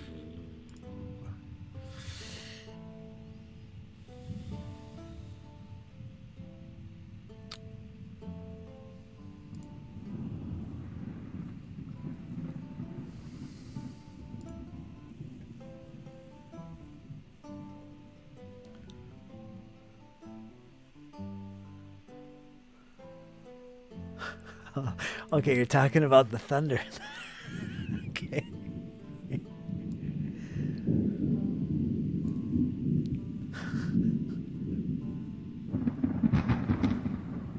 No, it's not that bad.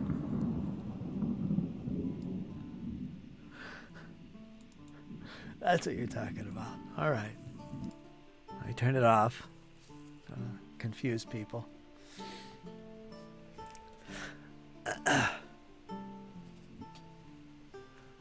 Don't want to confuse you, Zaddy.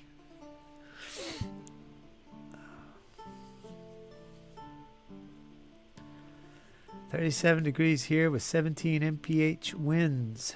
Bit of a bite. Yeah. 32 and 19 mile per hour winds. Ohio way," says Zaddy. "No wind here across the pond. Apart from me being a bit windy. Yeah, my dog too. My dog, and he's right under the desk.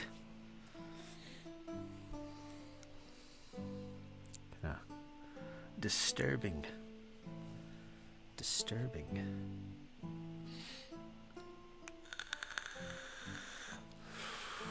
Could be, Paul. Could be the wind.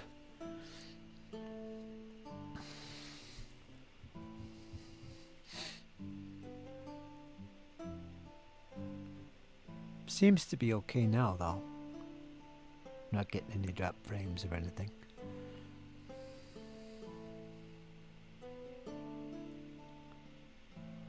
Everything seems fine and dandy.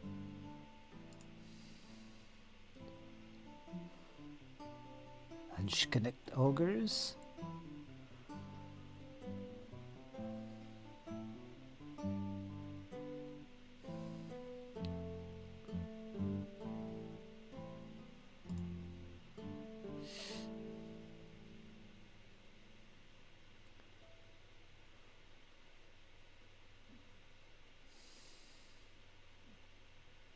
How you feeling, Zaddy?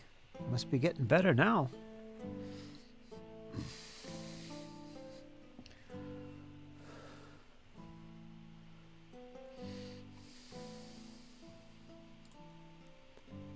Rogue's Den.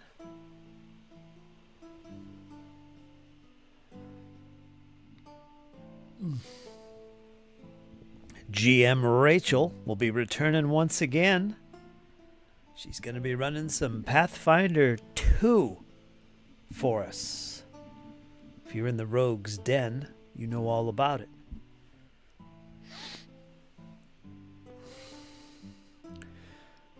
We're voting currently on our next adventure.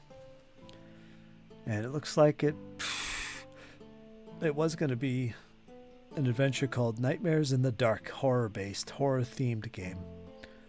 But it looks like it's been outvoted, and it's going to be Wild Ride to Fireburst Ridge, an action-themed adventure. These are one-shots. So that's probably what we're going to play. March 12th. I might broadcast it live if you guys want to watch it. March 12th. Around 6 Eastern Time, somewhere around there. Pathfinder 2 with the old crew and a few new. I think Nerdy Ogre is going to be joining us for some Pathfinder 2 madness. We'll see. We'll see who all is going to be involved. But yeah, GM Rachel returns. She's fun. She runs a fun game. My next game is yet to be determined yet. I'm still working on some games I'm playing around with. I've been playing Castles and Crusades, not recorded. I've been playing some OSE, not recorded. Of course, my Warhammer 4E and Dragonbane. And I'm about to start Hyperborea. Finally, because it has nice Foundry support.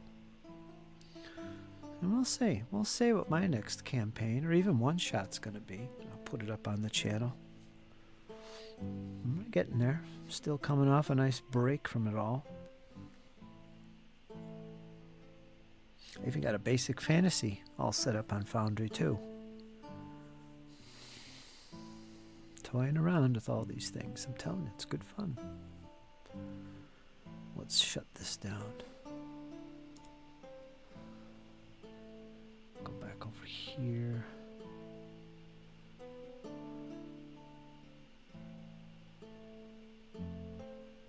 Huh.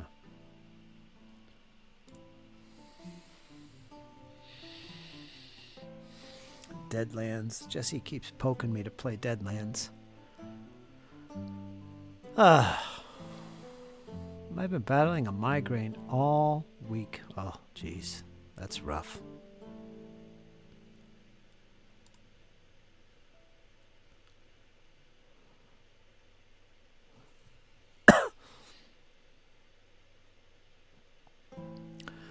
Feel like I have no idea about the modern RP systems.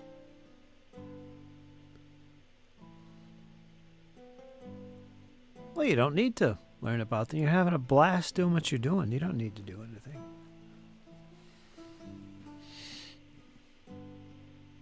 I mean, you can only do so much. You eventually settle on one, maybe two games that you go to and play regular.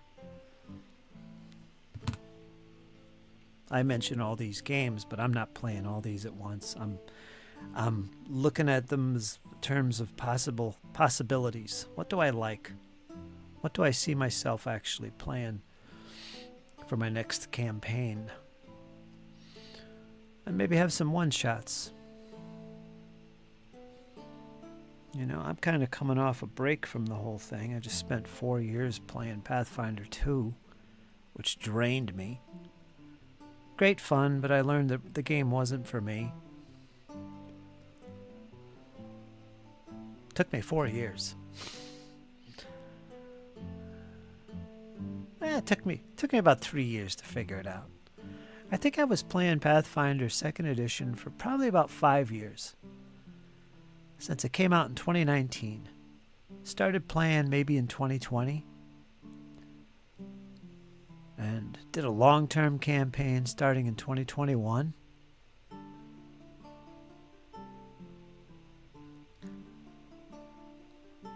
And I discovered the game just wasn't clicking for me.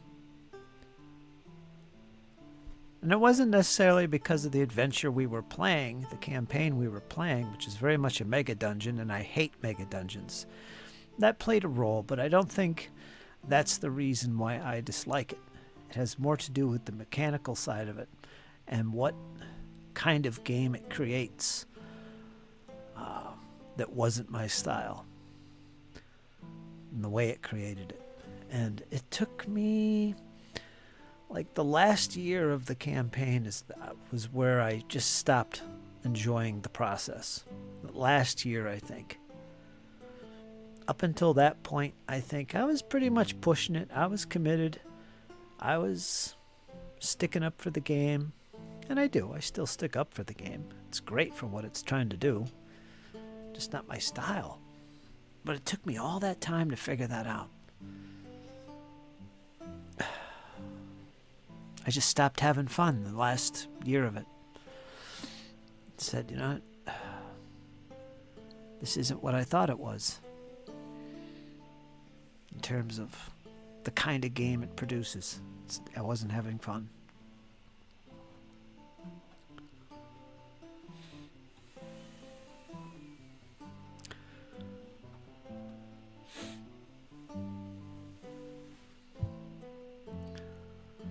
Time to make dinner, says Atarak. Stuffed peppers soup in the crock pot. Oh, the good old crock pot.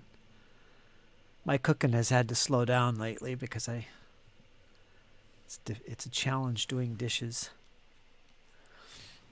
So, going to make homemade biscuits, so I appreciate that, Sadie. That is awesome. I'm doing a lot more bacon, actually. Going to make homemade biscuits to go with it. Everyone have a good evening, and the squirrel would say, as you would say, robust blessings to all. Thanks, Sadie. Hope to hear from Squirrel soon. I think he messaged me this morning or last night.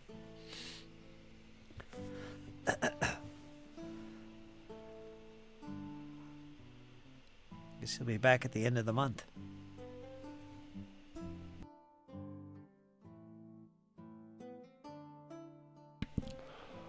So there you go.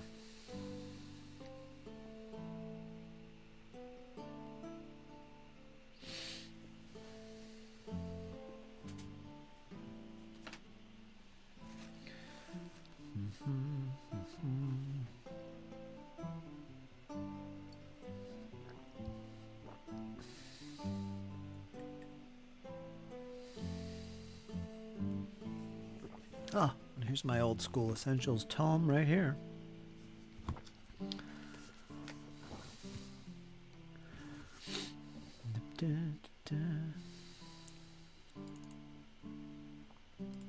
Stuffed peppers. Oh boy.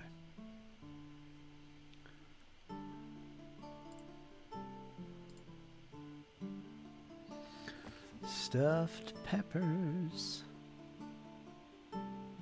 What is this?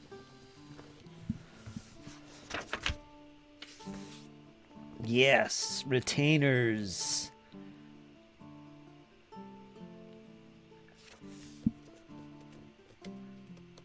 Another great thing about OSE, or BX type games in general, but specifically OSE, it's just so freaking easy to get into this game and sit and play.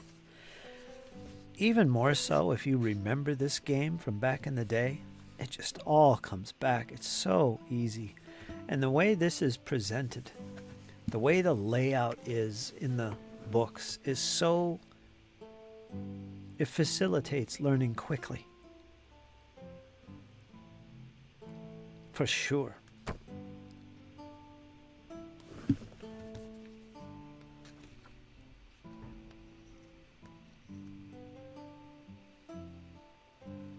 So easy to get into this. It's ridiculous.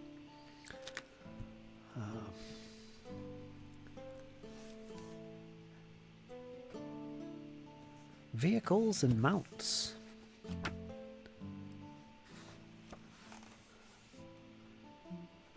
Monsters. Ooh, the harpy, the hellhound, the hawk. Birds of prey that drift on high currents of air and hunt prey on the ground.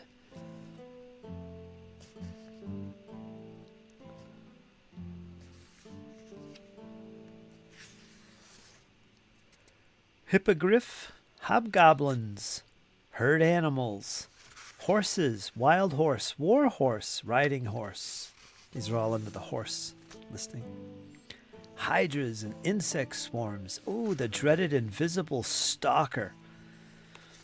Like, here's the listing for the invisible stalker. I mean, look at, that's it.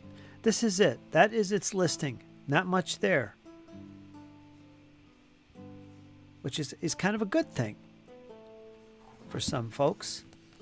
Highly intelligent magical creatures summoned from another plane of existence to perform tasks for powerful magic users. That's an invisible stalker.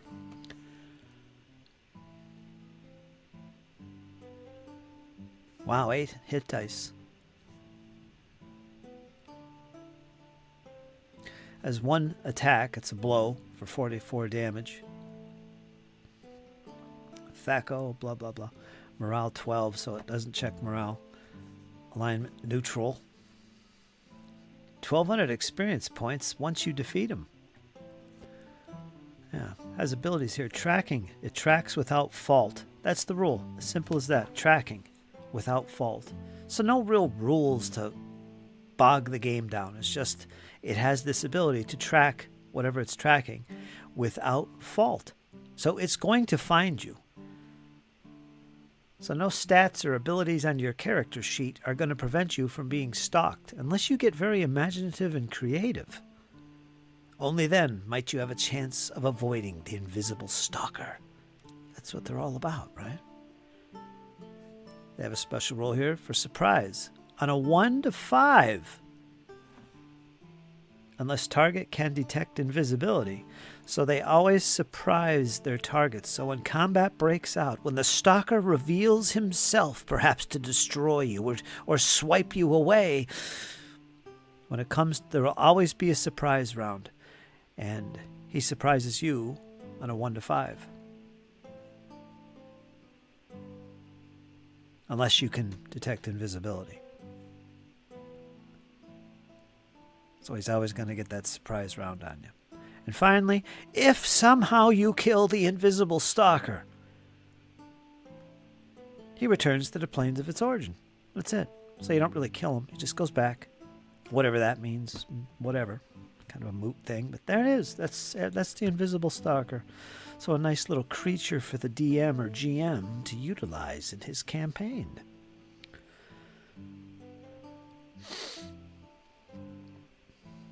Pretty awesome. Nice and simple. Killer bee, kobolds, and giant leeches. Yeah. Let's do some reading here. I'm paying these ogres to be retainers for one of my players playing Visconde Gizmodo. Gizmondo?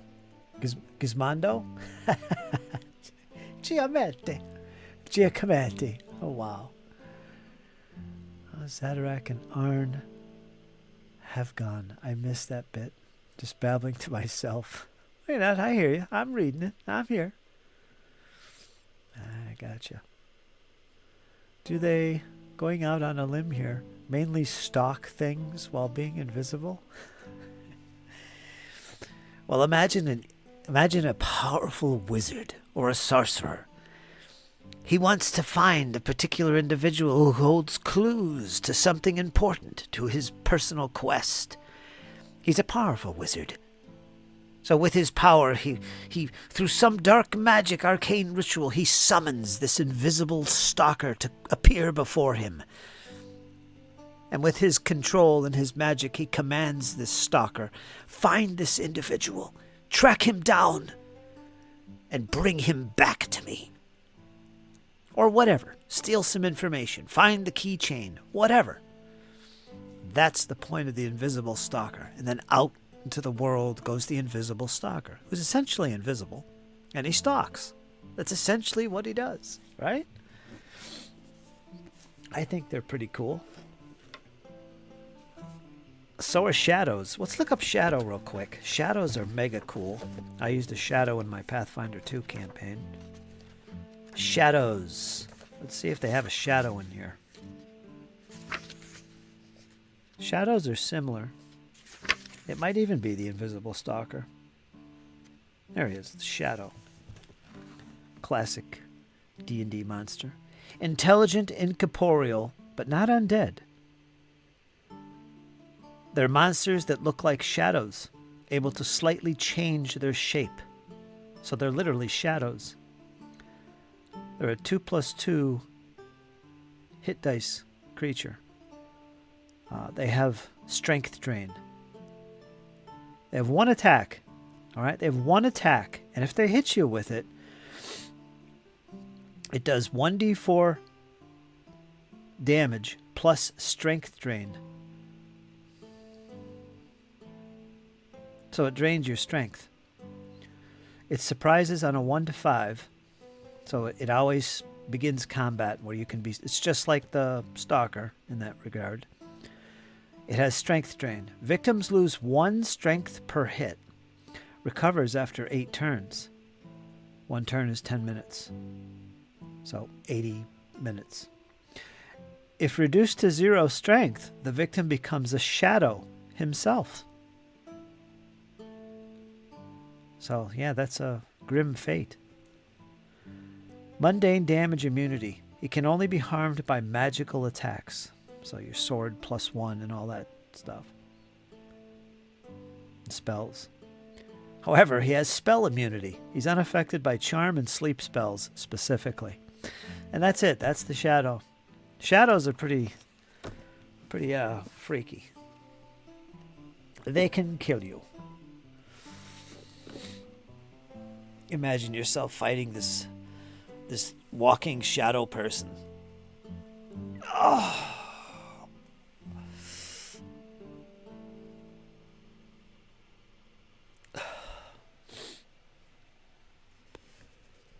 I had one that was in my campaign that was watching over and pursuing one of the PCs who happened to be a witch. She was a witch. And she was being pursued and followed. And this shadow was going to strike at the right moment for various reasons I won't go into. But yeah, she was being stalked. And our good friend Max almost had that happen to him in one particular episode. Max and the witch were talking together in a room all by themselves. So they thought. They didn't realize that in the dark corner, amongst the shadows of the chamber, was in fact this shadow creature, listening carefully, moving about cautiously. And they actually had opportunities to notice the shadow was in the room with them, but they failed to do so. And the shadow was listening intently to every word they were saying.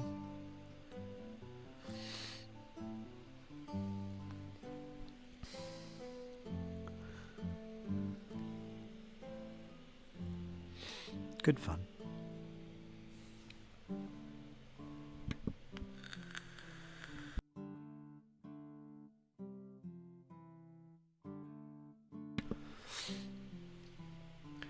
Well, we're down to 3 viewers here on YouTube. It's a slow day. I guess I'm going to knock this off. I got my stuff done today. I hope you did too, Paul.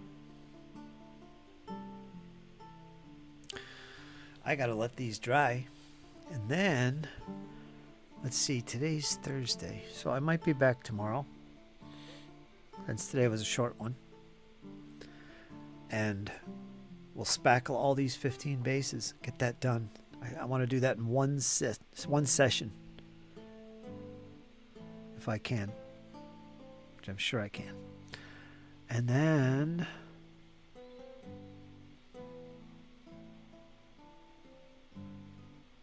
offline I'll wash them.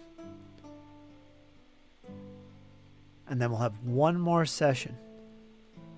And we're going to flock every one of these freaking bases and get them all done. I'm thinking that's the ideal that I'm going to shoot for. So 2 more sessions working on these Russians is the ideal. Today's Thursday, so Friday, maybe I'll stream all the way through Saturday and get these guys done by the end of the week. Wouldn't that be great? Wouldn't that be awesome? Finished?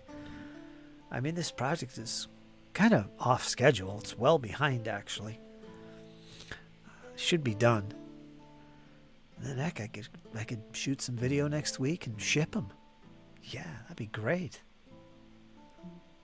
You're gonna love them. Yep, slow. I gotta go to bed. Oh, that's right.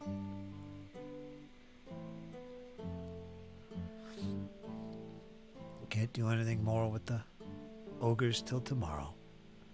Alright, well, probably a good idea. Let's all take a break and we'll be back again tomorrow for sure.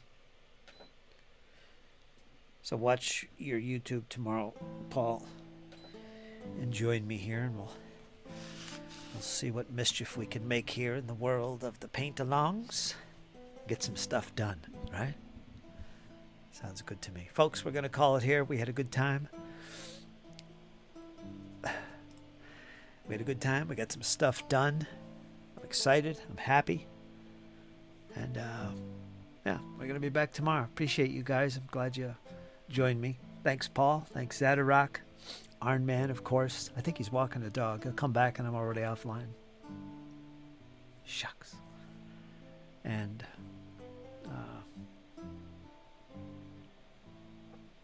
Percy, I appreciate you, man. Thanks for joining in. And yeah, that's where we'll call it. So everybody have a good evening. We'll talk to you tomorrow. Take care, Paul. Hang in there, folks. You know why? It's only going to get better. We'll talk to you soon.